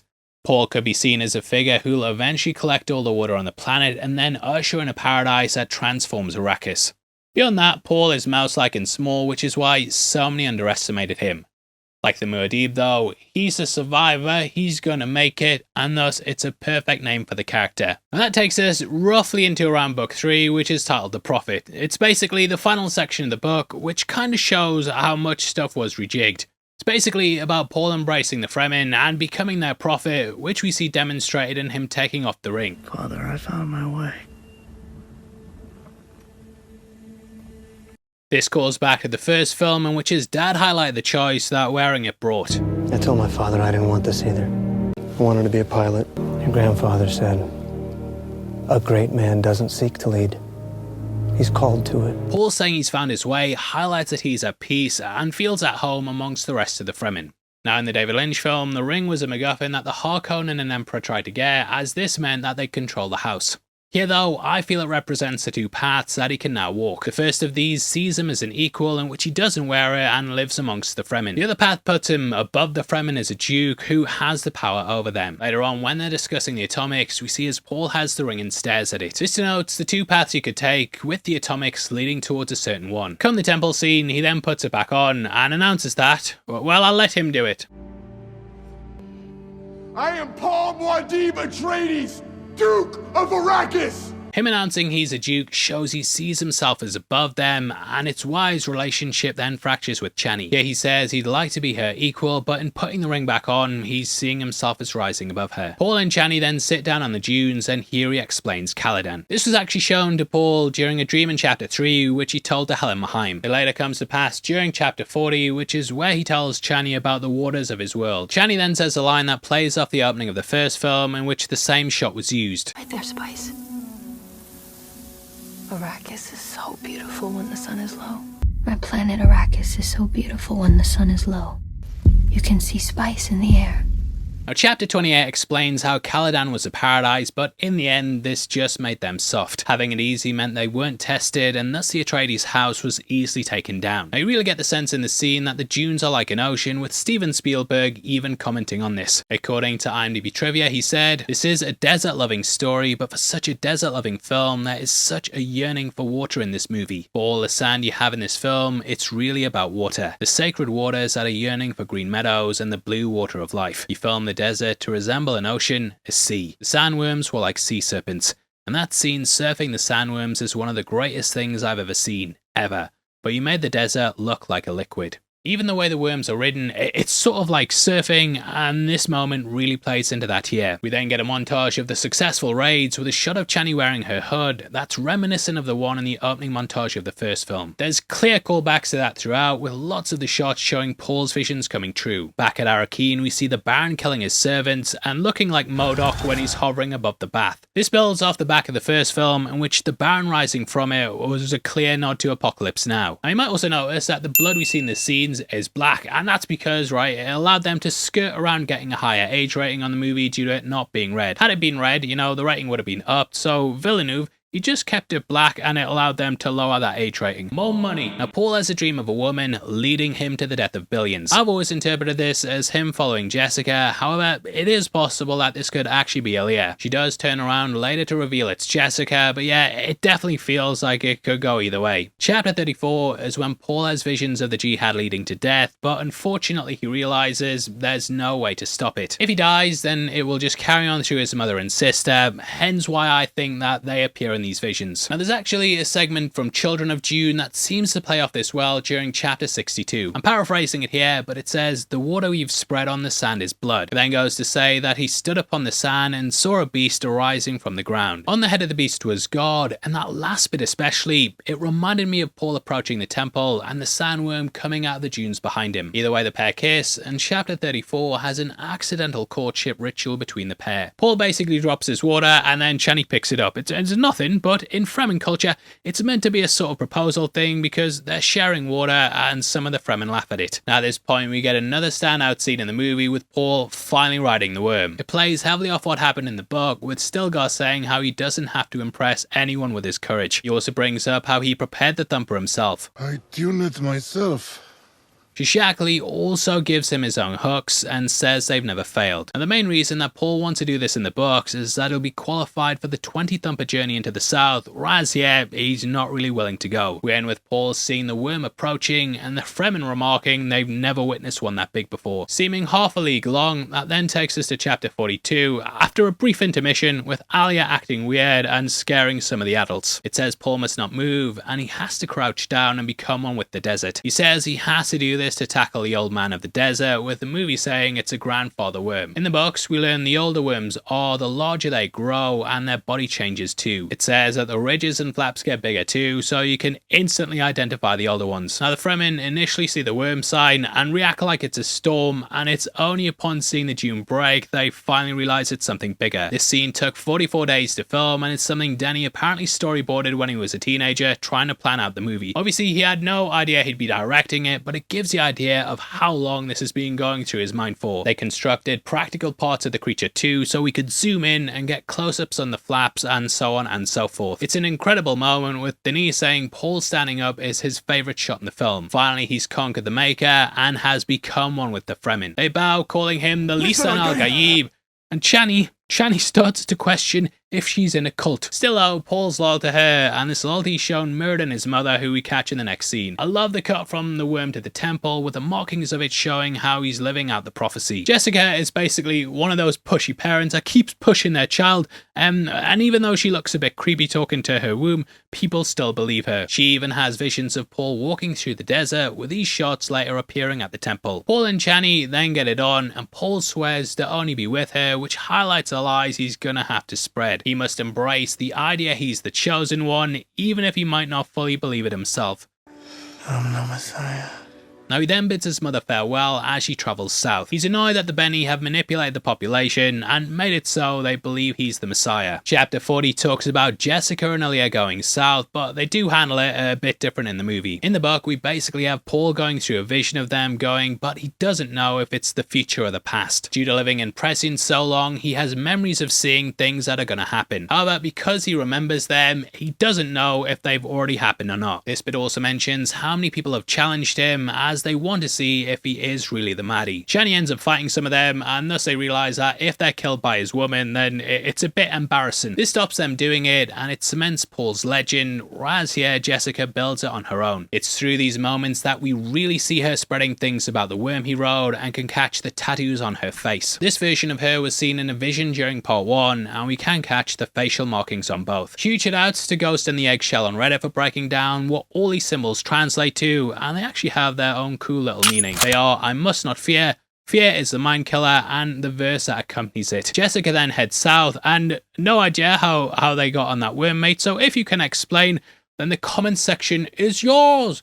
Do as you please! Heading down the sands, we then see her do a nice little jig, which is intercut with Paul's visions of her walking to death and destruction. We end with an attack on the spice depot, which leads to abandon his forces and attacking the Fremen. Muad'Dib perfectly cements his legend, almost moving like a ghost amongst the mist. It's such a brilliant action scene that reminded me a lot of the one from The Dark Knight Returns, and we see how fear rattles those on the ship. The sun blinds them as they fly over, and it shows how well equipped his forces are against the Fremen. Their home of Gidi Prime has a black sun, and thus they aren't used to this one and have to wear clunky helmets and visors that worsen their visibility. This is why they do the friendly fire and also don't catch the soldiers sneaking up on them. Barely escaping with his life, we see how Rabban will do anything to flee death, while the Fremen will happily give up theirs in the service of their leader. It shows that the Harkonnen will ultimately lose because they run when faced with a fair fight, and this is why they resort to tactics like artillery strikes and bombing.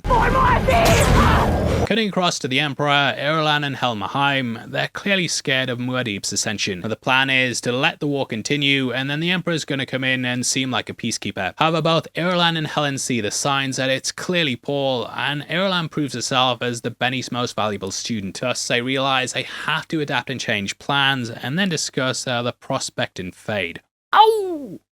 Now that takes us to Gidi Prime, where we meet Austin Butler's Feyd. Unlike the book where he had long ringlets of curly red hair, they've kept him bald in line with the rest of the Harkonnens. According to IMDb trivia, both Bill Skarsgård and Barry Keoghan were considered for the role, with the former of course having a familial relationship with the Baron. That didn't stop Butler though, when he underwent vocal training to sound more in line with Stellan. Gaining 25 pounds of muscle for the movie, he apparently researched Gary Oldman and Heath Ledger when preparing for the role. He stated in an interview, "I've always been inspired by Gary Oldman and many of his roles, Leon, The Professional, or True Romance, or The Fifth Element, and we've talked about Heath Ledger a lot, the sense of play that he had, and like I say, it's not the specific things, but it's more general inspiration." Describing him as a cross between a Snake and Mick Jagger, the former was actually attached to play Feyd in the Jodorowsky version that went under development in the 70s. Weirdly, Léa Seydoux' great uncle Mikkel was attached to that as well, which was confirmed by the documentary on the movie. This never materialised, with it then being Sting who played him in the David Lynch version. Sting was actually asked to cameo for this movie, and though he turned it down, he still attended the premiere. Yeah, Feyd is far more psychotic than that one, with its section basically being pulled from chapter 35. That takes place on Feyd's birthday, which the Baron has declared a holiday. Now we see the planet mainly through the eyes of Margot and Count Fenring. Now we know that the latter was going to be a character in the movie with Tim Blake Nelson playing him. However, his entire role was cut along with Stephen McKinley Henderson's. The latter filmed a few scenes as Howard, but he too ended up on the cutting room floor. Now in the book, Howard was taken prisoner by the Harkonnens due to them losing Peter de Vries. He'd been their loyal mentat in the past, but with him getting gas, the Baron didn't have one. Thus Howard was brought in, and he was employed as the Baron's right hand. They kept control of him by secretly giving him a poison, and then giving him the antidote laced within his food. Thus if he escaped or betrayed them, he'd die, which was a wicked plan from the Baron. He ended up trying to dismantle the house from within, and I'm guessing we would have seen it happening in these scenes. Now as for the Count and Margot, the book has them arriving in chapter 35 with them secretly being on a mission. They witness the walls being painted and the banners everywhere, however, this glamour isn't shared in every aspect of the city. They notice rubbish and brown walls reflected in dark puddles, showing the murky side of the city hidden away. One passage that's always stuck with me says, "In the Baron's blue wall keep there was fearful perfection, but the Count and his lady saw the price being paid. Guards everywhere with weapons and that special sheen that told the trained eye they were in regular use. There were checkpoints for routine passage from area to area even within the keep.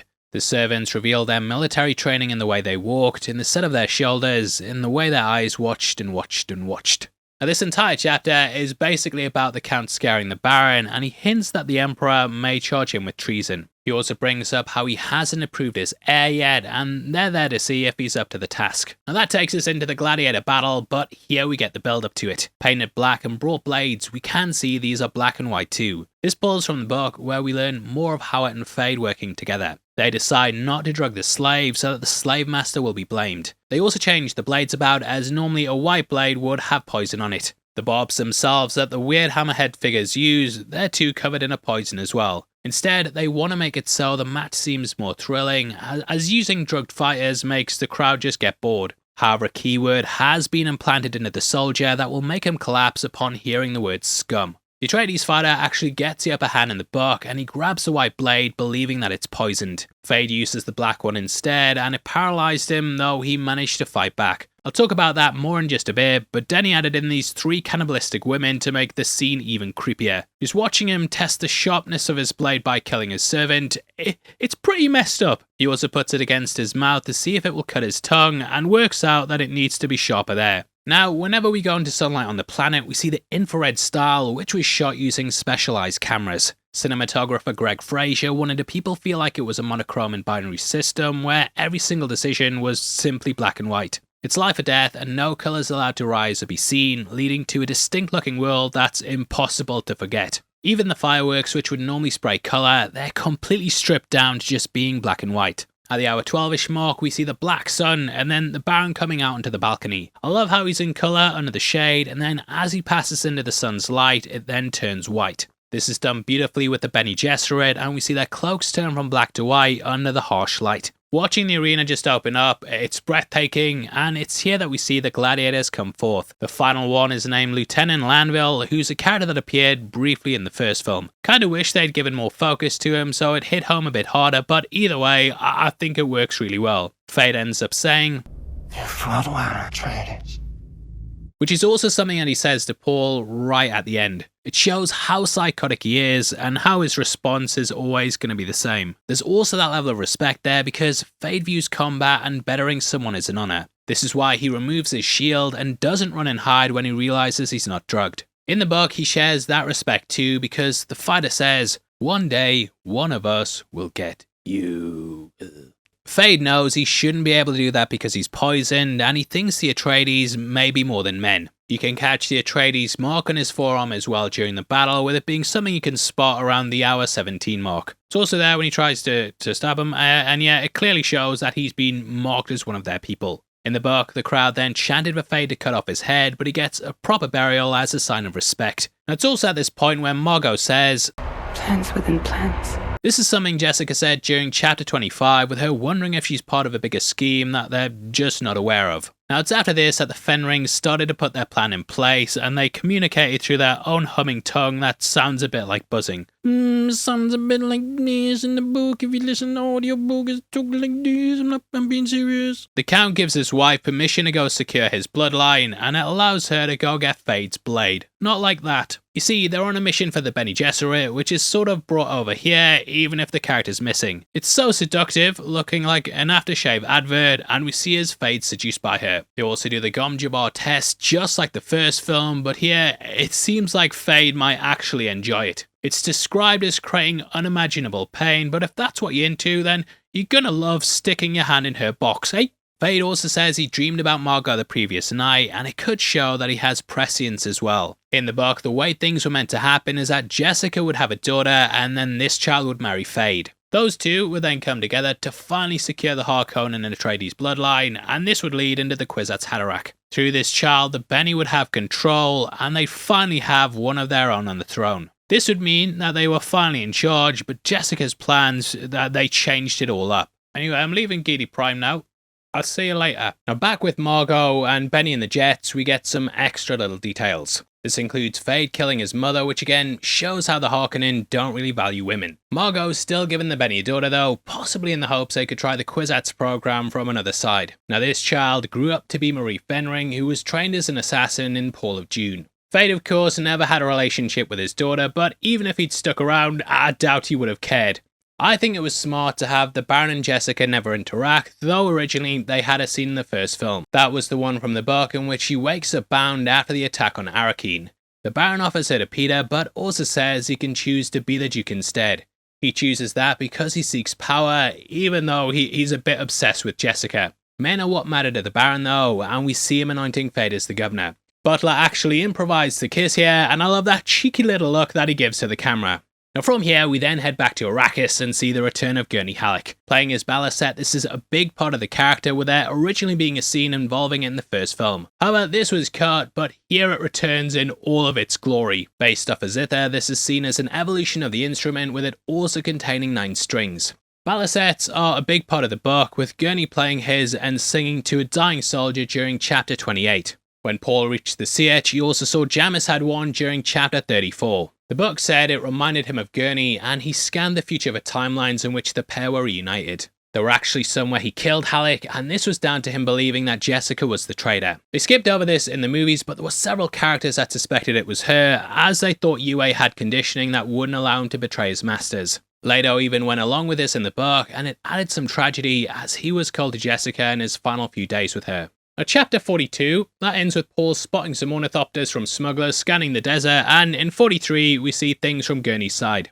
That's very much how the scene opens, with us seeing the smugglers through the binoculars first. 43 then opens by describing the spice factory that the smugglers are at. Gurney skims the area with binoculars for a spice signal, and then waves the ornithopters to go over and look at it. This scene is basically them going to that area, with Gurney strumming away on his balisette about how much he hates the desert. The music he plays here is reminiscent of the MS-DOS game, except there it was much faster. Full of piss. My hand is caked in sand.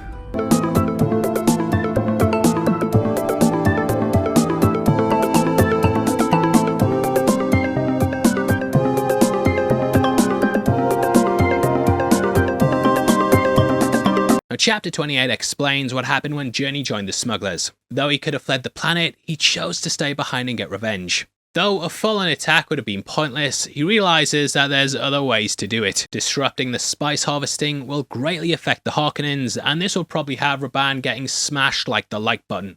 Halleck is desperate to get revenge on him due to what he did to his family, and also for the scar he gave him on his face. Halleck was a prisoner in the slave pits of Gidi Prime, where he was then rescued by Leto. Anyway, chapter 43 is where the ambush happens, and we see the majority of it through Gurney's eyes. He sees they have rockets, which fears him, and he also notices a crouched figure who stays still amongst the sands. He clearly says they have advanced training from that stance, and it's at this point that it's revealed to be Paul. In the frenzy, Gurney even thought for a second it might be Leto, and it shows how the son's becoming the father. I love the way this scene plays out, with them using mines and just raining down chaos before they then attack. Paul says, I recognize your footsteps, old man. Calling back to these lines from the first film. Tell us you by your footsteps, Gurney Halleck. I recognize your footsteps, old man. Gurney also calls him young pup, and the pair hug it out before Gurney explains what happened after Arrakis. And at this point, the pair have a conversation, and Paul says he could lead to the death of billions if he gains power. The fear within him is clearly becoming stronger, and this is touched upon during chapter 43. Paul sees that most of the timelines with Gurney have favourable outcomes, but with that victory also comes a loss in himself. Paul explains that he's allowed people to think he's dead for his own protection, which Gurney's annoyed at because he would have came looking for him. The book has Gurney saying, I thought I had nothing left but revenge. However, seeing Paul makes him realise that there's more. Now, he's been on the planet as long as Paul has, but his eyes on blue. This is because the smugglers are able to get food from off-world that isn't laced with spice. He sees Paul as being touched with a spice brush, and also wrestles with the fact that a lot of his friends have died at the hands of Muad'Dib. There are legends of him taking the skin of a Harkonnen to make a drum kit, and both he and his men have feared him for years. In the book, anyway, I know it's months in the movie before you better not be coming in. Now, this also allows for the reunion of the No Country for Old Men cast, as we see Brolin and Bardem actually on screen together. They kind of didn't really interact in that movie. They had their little scenes, but they didn't really speak. Other than that phone call. And if you want to check out our breakdown of that movie, it's going to be linked at the end, so go watch it. Here, they kind of have a bit of back and forth banter, or as the book says, the pair have instant respect. Paul's told Stilgar several stories about him, and he appreciates Stilgar for going and protecting Paul. And with Gurney also comes the fact that Paul has access to atomics. The Atomic Convention was first mentioned during Chapter 6, with it being a big no-no in the Duneverse. Obviously, during the 60s when the book was released, there was a lot of fear over the use of atomic weapons. Hiroshima hadn't happened too long before, and thus Herbert was playing off a lot of fears at the time. Though Paul ends up using them at the end, Chapter 47 reveals that he's used them on mountains instead of people, so it didn't really defy the convention, technically. However, if you read Dune Messiah, then you'll know this opens the door for a nuke called the Stone Burner, which has dire consequences. At 1 hour 42, Paul has a vision of one causing harm to Chani, and though this doesn't happen, it hints to the destruction that they can bring. Revealing the location of it, we can also see the Atreides hawk on the vault door. Only accessible through Paul's DNA, we see an expansive stockpile stretching as far as the scanners can see. Also wonder if Paul putting his fingers into the holes was a visual reference to the box and how he put his hand into that. Both were necessary steps for him, with him having to reach in order to gain the next level of power. And from here, we then cut to Irulan narrating what it's like living in the South. We get a good look at the letters on her diary here, with it being written in Deseret alphabet. This is based on the Latin alphabet, with it being used by the royals in Elite. Now from here, we see the process of getting the water of life, with a sandworm being drowned. We see firsthand that the worms can't survive in water, and I felt a bit sad for the little guy. Now, this in itself, though, spells doom for the future of Arrakis, as it shows what will happen when they terraform the planet. All of the worms will become extinct, and though they'll have a paradise, it'll still kill off the species.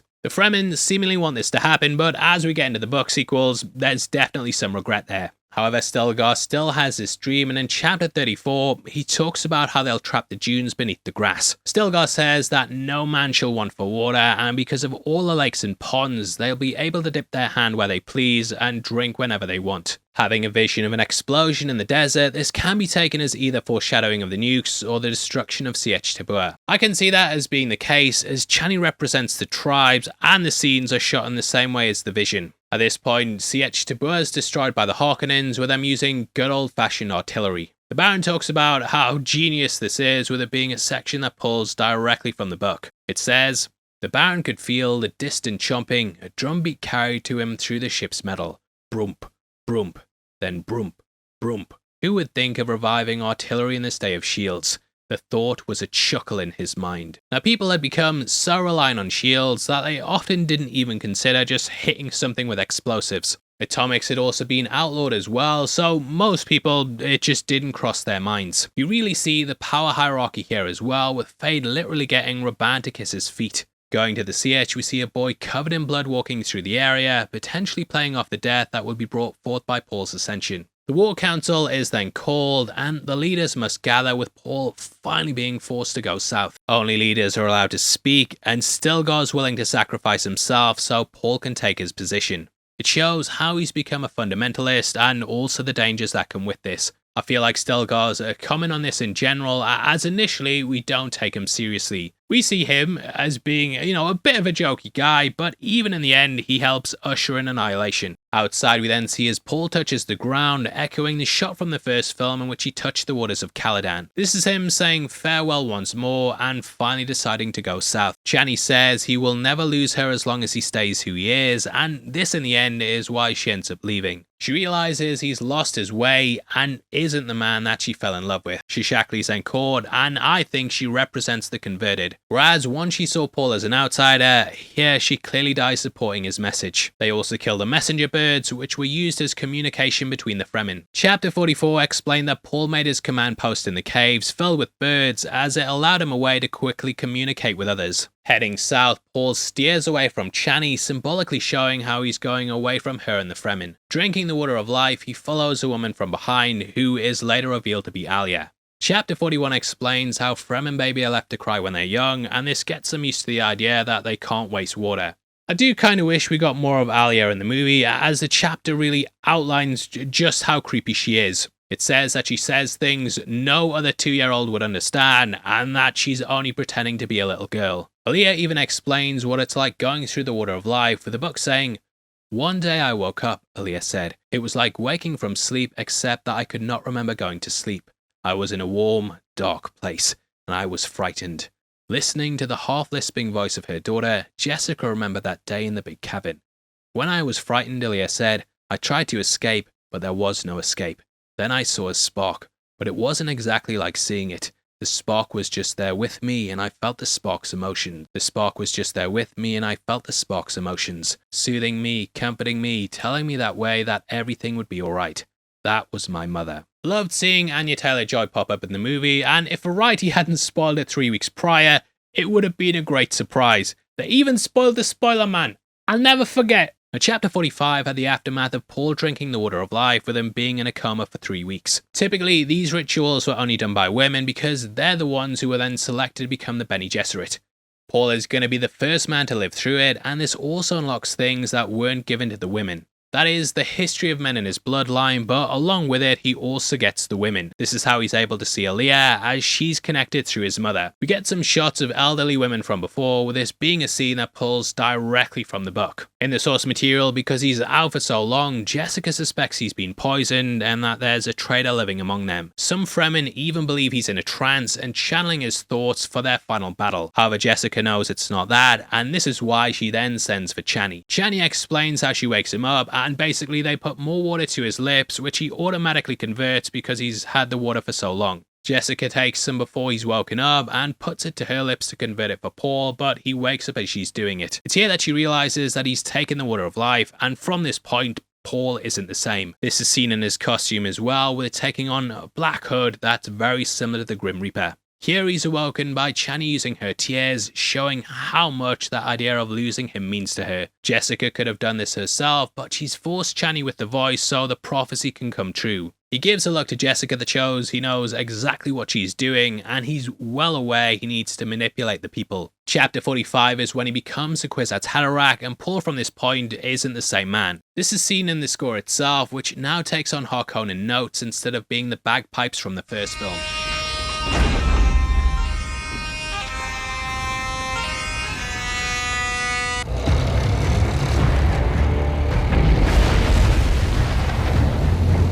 Now we see Paul doing creepy Doctor Strange stuff and talking about timelines, and also confronting Jessica about their lineage. Here he's embracing the darker side to his genetics, which is why he becomes such a ruthless ruler. Discovering he's actually the Baron's grandson now's allowed him to tap into something he's never had before. Cutting to Paul arriving at the temple, we begin what's one of my favourite scenes in the movie. The scene in itself is almost shot like it's black and white early on, which may have been done stylistically to align itself with Gidi Prime. Pacing slowly, this plays off the figures who are often present within Paul's visions. Before it was his mother walking away leading to the death of billions, which he's done by spreading his name. Now though, Paul is walking towards us and he's bringing that death with him. His holy war will change the face of Arrakis, which is exemplified in the next moment. Approaching the Fremen, we see them moving out the way for him and get a bird's eye shot of him walking through the crowd. Now this is symbolic on a number of levels because this resembles grains of sand. Arrakis is of course made up of it, and it's something that the planet's completely covered in. However, Paul wants to change the landscape and usher in a paradise. Now I'm not going to get into major spoilers for Dune Messiah, but there is a passage that's always stood out to me. A certain character we follow says they long for the desert, and though things haven't changed in the paradise Paul envisions, they are starting to alter. Paul moving through this crowd like it's a grain of sand is too symbolic of how he's going to change the Fremen. He will alter not only Arrakis, but also them too, which this shot of him walking against them sums up perfectly for me. So we not only have Paul walking through without being stopped, but we also have the three key things he's going to change. The worm is behind him, the sand is being shifted, and the Fremen themselves are being moved out the way. Now this is steeped in lots of religious imagery, with it being reminiscent of Jesus' arrival on Palm Sunday. Though everyone is ready to go to war for Paul, Chani sees the battle as being something that will lead to more deaths. Chani is the dissenting voice in the crowd, but she's ushered to leave, which is when she has an outburst about how the prophecy's there to enslave them. That first movie had the opening narration with her wondering who the next oppressors would be, and unfortunately it seems like that's still the case. At this point she's grabbed by Gurney, but she tells him it's none of his business. He says the Harkonnens gave him his scar, and we see how quickly her descent is shut down. Now this also highlights what's really going on here and the charlatans that exist in the room. Gurney is there like one of the Fremen, even though he doesn't believe in the prophecy. He's someone who wants to get Paul to use it to his advantage though, so that he can use the Fremen as a way to get revenge. If Chani brings this to their attention, that's gonna potentially stop that and means that the Atreides can't get their revenge. So she wants to stop this train before it starts, but unfortunately, the ride's already left the station. Now, in the book, that prophecy is something that I think people may think is true, and it definitely can be argued. The way the movie takes things, though, I think, is that it's fake, and that Paul's using his abilities to make sure it comes true. The prescience and the ability to see the future, that's all true, but he's weaponizing it and leading things to the outcome that works out best for him. He's well aware that going south will lead to billions of deaths, but it's also the only path that's gonna keep him alive. It'll also keep his family and friends alive too, which is something that we see with how he tackles Stelgar. He should really be in an impossible situation where he has to choose between defeating the Harkonnens or saving his friends. Paul completely shuts the idea down and shows straight away why he's doing things for himself. Chapter 44 is where the majority of this goes down in the book, with it saying the quote, "Do you smash your knife before a battle?" The passage then says, "I say this is fact, not meaning it as a boast or challenge. There isn't a man here, Stelgar included, who could stand against me in single combat. This is Stelgar's own admission. He knows it, so do you all." Now the book here points towards Jessica realizing that Paul's using the voice slightly, which is how he's able to manipulate them. Jessica also remarks that the scenes Stelgar and Paul cooked up worked well, with it being something I feel that the pair planned together, in the source material at least, though yeah, I think that it is genuine. In the film, he says he's now leading the way and that their mothers warned them about his coming. He explains pretty bluntly about how their ways are stupid and that you shouldn't destroy the best of you just to keep up tradition. He's also told he can't speak if he's not a leader, but he completely breaks this rule too. It symbolically shows that he's tearing down the ways of the Fremen, and in doing this, replacing it with himself. Personally, I believe he saw Chani's death and also knew that this was one of the only ways that he could save the woman he loved. This is why in the end he subtly hints to her about what's going on with Irulan, which is something that stands out more on a second watch. Now, this obviously doesn't go down too well, but Paul commands the crowd and instantly shuts them down. Picking up on someone's past, he lists off things he shouldn't know, and this makes the fighter instantly bow before him. In doing this, everyone else follows suit, and it's such a powerful way to show the power of belief. Now I take the scene in being one of two ways, with it being something you can potentially view due to his new abilities. The first is that he's either picked up on the old woman's memories from the Water of Life and is able to see into someone's genetic memory. I think the more likely one though is that he saw this conversation playing out millions of different ways and then used that as a guide to say the right things. Rather than being a psychic, he's seeing the outcomes that will now lead to them all bowing before him. Even picking out the specific soldier is something he may not have done in an alternate pathway, and it's a moment you can see from lots of different angles. He's deliberately picking out a powerful skeptic because if he turns them, then the rest will fall in line. It's what Jessica did, but on a much smaller scale. However, you can see from the room that it has just as much impact. Just him saying that their mothers warned them of his coming shows he's also embracing the Gesserit's manipulation.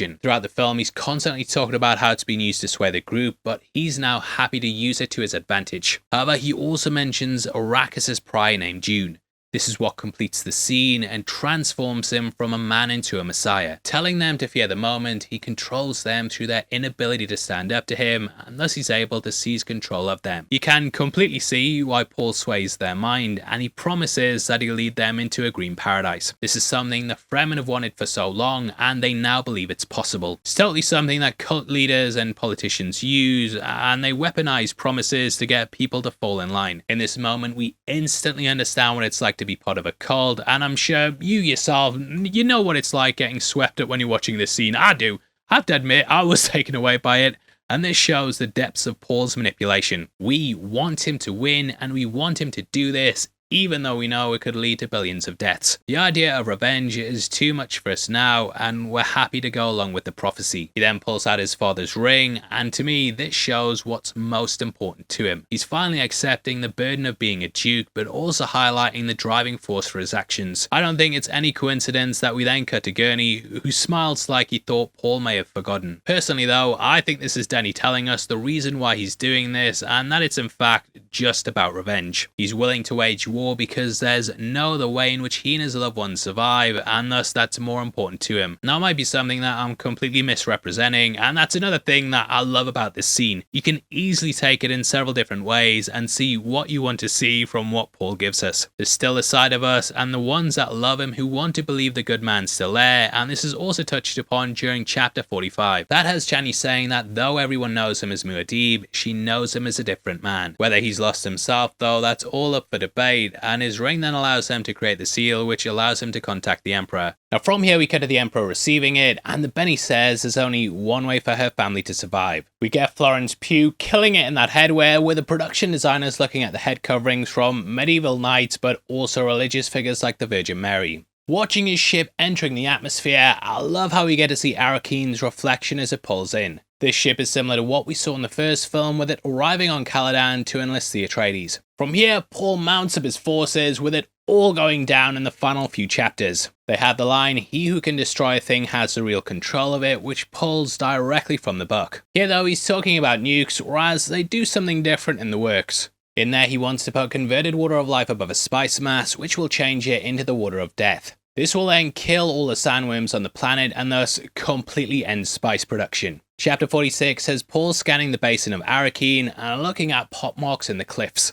This shows where his father's men were buried, with them being tombs from the Battle of Arrakeen. This chapter also describes a storm rolling in, which we learn from Stelgar is a great-grandmother. This is something he says in the movie, with Paul foreseeing its arrival. It helps to scatter the Emperor's ship's shield as Sam moves slow enough to break it. The book has it meaning that they also can't fly thopters during it, and we see the damage this causes when the worms roll in. It also states the guild won't risk going to the planet to fight due to them potentially destroying the spice. You see, they have prescience ability due to needing it to navigate, but in the end, this just holds them back. Because they can see the future as well, they'll always try and choose the safest route to keep themselves alive. The Fremen though, they'll happily head into battle and die, meaning that they'll always have the advantage. Chapter 46 is them breaching the shield wall, and this is one of the most outstanding shots in the entire film. Also, I promise I'm not getting paid every time I hold this book up.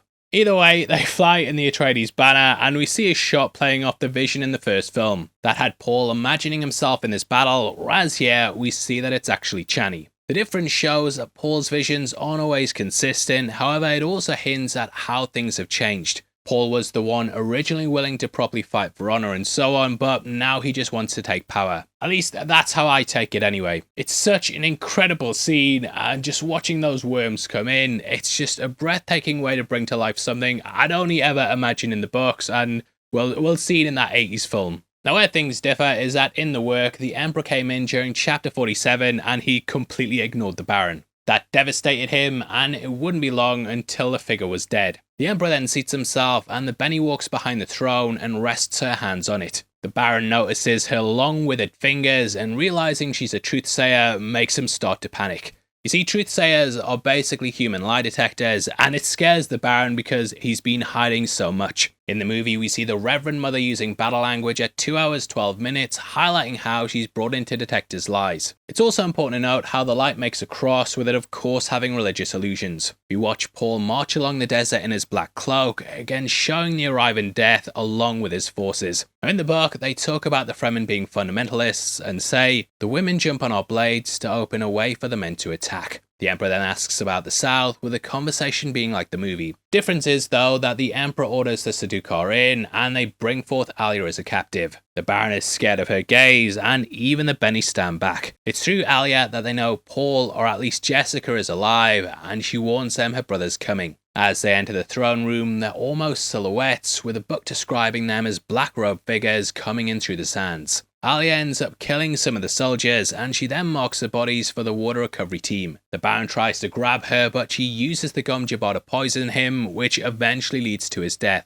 Here though, Paul is the one who kills the Baron, with him saying he has to die like an animal. Stabbing him in the neck, this is a reference to the gum jabbar test, in which those that failed got a needle in it. I love how in his final moments, he's also just trying to crawl to the throne, and yeah, lots of subtext in him failing to get there after being stopped by Paul. We see his bodies given to the sand, which is a nod by Denny to Lynch's film Blue Velvet. He wanted to pay homage to what had come before, and this is a really cool little detail that connects it all together. Now in the book, at this point at chapter 47, Howard also dies. He was sent in as the final assassin by the Emperor, which Paul foresaw in one of his visions. Howard is given a poison needle to stab him with, but he doesn't go through with it, and he then dies succumbing to the Baron's poison. It's at this point the Emperor finally shows fear, and the last Harkonnen is then picked as the champion. Either way, we see Gurney get his revenge with Raban, specifically killing his sister Beth in the books. Paul shows how powerful he is using the voice on the Reverend Mother, and it's a reversal of her saying silence to him in the first film. Silence. Consider what you're about to do, Paul Atreides. Silence! And normally you wouldn't be able to overpower her with a voice, but it shows the skills that Paul now has. Feyd is presented as the champion, with this being known as invoking Khan Lee. Paul calls Feyd cousin, and this is the same thing the Baron addressed Leto as in part 1, right before the gas scene. Paul says, "May thy knife chip and shatter," which is something that Jamis originally said during chapter 33. The fight scene here is echoing the end of part 1, and in many ways it is very similar. Both end with Paul winning, but in that victory, he loses something of himself. Now, the book explained how combat without a shield had to be done differently, but that most still fight as if their opponent has one. They still go to strike the killing blow, but then slow down because they're trying to penetrate the shield. I love a part of the chapter where Paul talks about all the variables in combat and how many paths can splinter off from it. Even a cough in the crowd can change everything, and thus complete concentration is required. The book explains that Paul doesn't talk to Feyd, which throws him off, and his attempts to bait him don't end up working. We also learn that, like a slave, he has a special word implanted into him that will make Feyd lose if Paul ever comes to it. Paul refuses to say it though, even when he's losing, which shows the honour that he carries. Feyd also asks if Chani is his pet, which is a line that pulls directly from the book. It says, "That woman you were talking to over there," Feyd rather said, "the little one.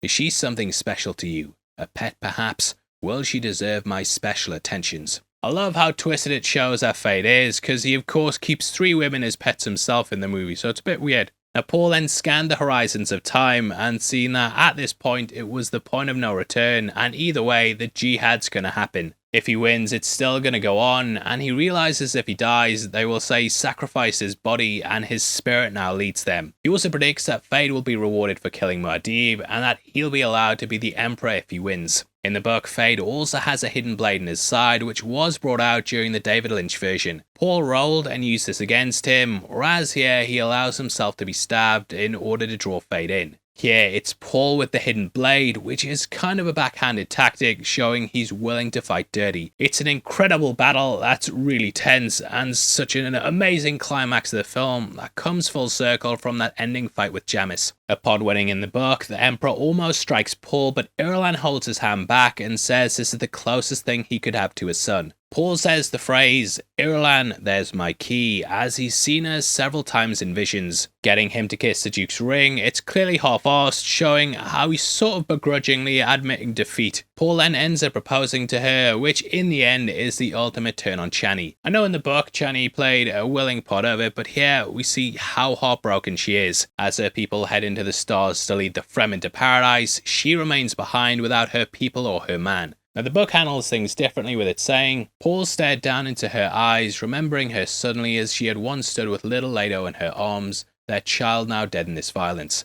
"I swear to you now," he whispered, "that you'll need no title. That woman over there will be my wife and you but a concubine, but this is a political thing, and we must weld peace out of this moment and list the great houses of the Landsraad. You must obey the forms, yet that princess shall have no more of me than my name. No child of mine, nor touch, nor softness of glance, nor instant of desire." "So you say now," Chani said. She glanced across the room at the tall princess. "Do you know so little of my son?" Jessica whispered. "See that princess standing there, so haughty and confident. They say she has pretensions of a literary nature. Let us hope she finds solace in such things. She'll have little else." A bitter laugh escaped Jessica, and she said, "You know that Virgin Mary comment before? It's because she's also going to end up being a virgin." She didn't say that, but moving on. Now, think on it, Chani. That princess will have the name, yet she'll live as less than a concubine, never to know a moment of tenderness from the man who she's bound. While we, Chani, we who carry the name concubine, history will call us wives. So that's how the book ends, with it showing that though both Jessica and Chani weren't seen as wives, they'll be remembered as the ones who were. It's a powerful way to end the book, and it plays off in Children of Dune, where they sort of do the opposite. Lots of stuff there with certain characters marrying their sister, but moving on. Chani here though leaves showing how Paul has lost himself, and though he's won, it has come with a cost. The houses will not accept him, and now he must lead them to paradise. We see how the Fremen have been enslaved by another oppressor, and will head to the stars to bring forth the jihad. Paul's saying lead them to paradise sums it up, but it's an idea that he's using it to downplay the death of billions, and the true cost of what attaining paradise will be. Chani trembles, but she refuses to cry as she won't waste water on what's come to pass. It's a bittersweet way to end the movie that's stuck with me a long time after watching it. Hopefully this breakdown's made you enjoy the movie even more, and thank you for coming on this journey with us. I know it's been a long one, been very long for me. 17,000 words it was, and we didn't record the last 20 minutes of the video, so we had to do it twice. So please drop a like if you appreciate the work. I'm going insane, and if you want to leave a comment saying Lisan al-Gaib, I'll know which Paul you're talking about. Shabow! Now if you want to support the channel as a member of the Spoiler Society, then please also consider clicking the join button. You get early access to videos every week. It's just 99 cents a month, and it goes a massive way to helping us out here, and it means we can do overly long indulgent videos like this that are a bit of sort of passion projects, but because of your guys' support, you know, it keeps us afloat and means we can keep going. If you want to get some heavy spoilers merch, we've also got our t-shirt line located just below the video that will let you pick up all kinds of tops like our Theory Time one, House of Dragon stuff, Marvel tees, and a lot more. We drop new designs on there all the time too, so definitely keep an eye out, and huge thank you if you picked one up. Now if you want something else to watch, we've got a video on screen right now where we go over everything you need to know about The Godfather. Love going through that movie as well. It's a brilliant breakdown. I know I wrote it, but yeah, I'm really proud of it. And if you like that movie, then definitely go check it out. Without the way, huge thank you for sticking through the video. I've been your host, Paul. You've been the best, and I'll see you next time. Take care. Peace.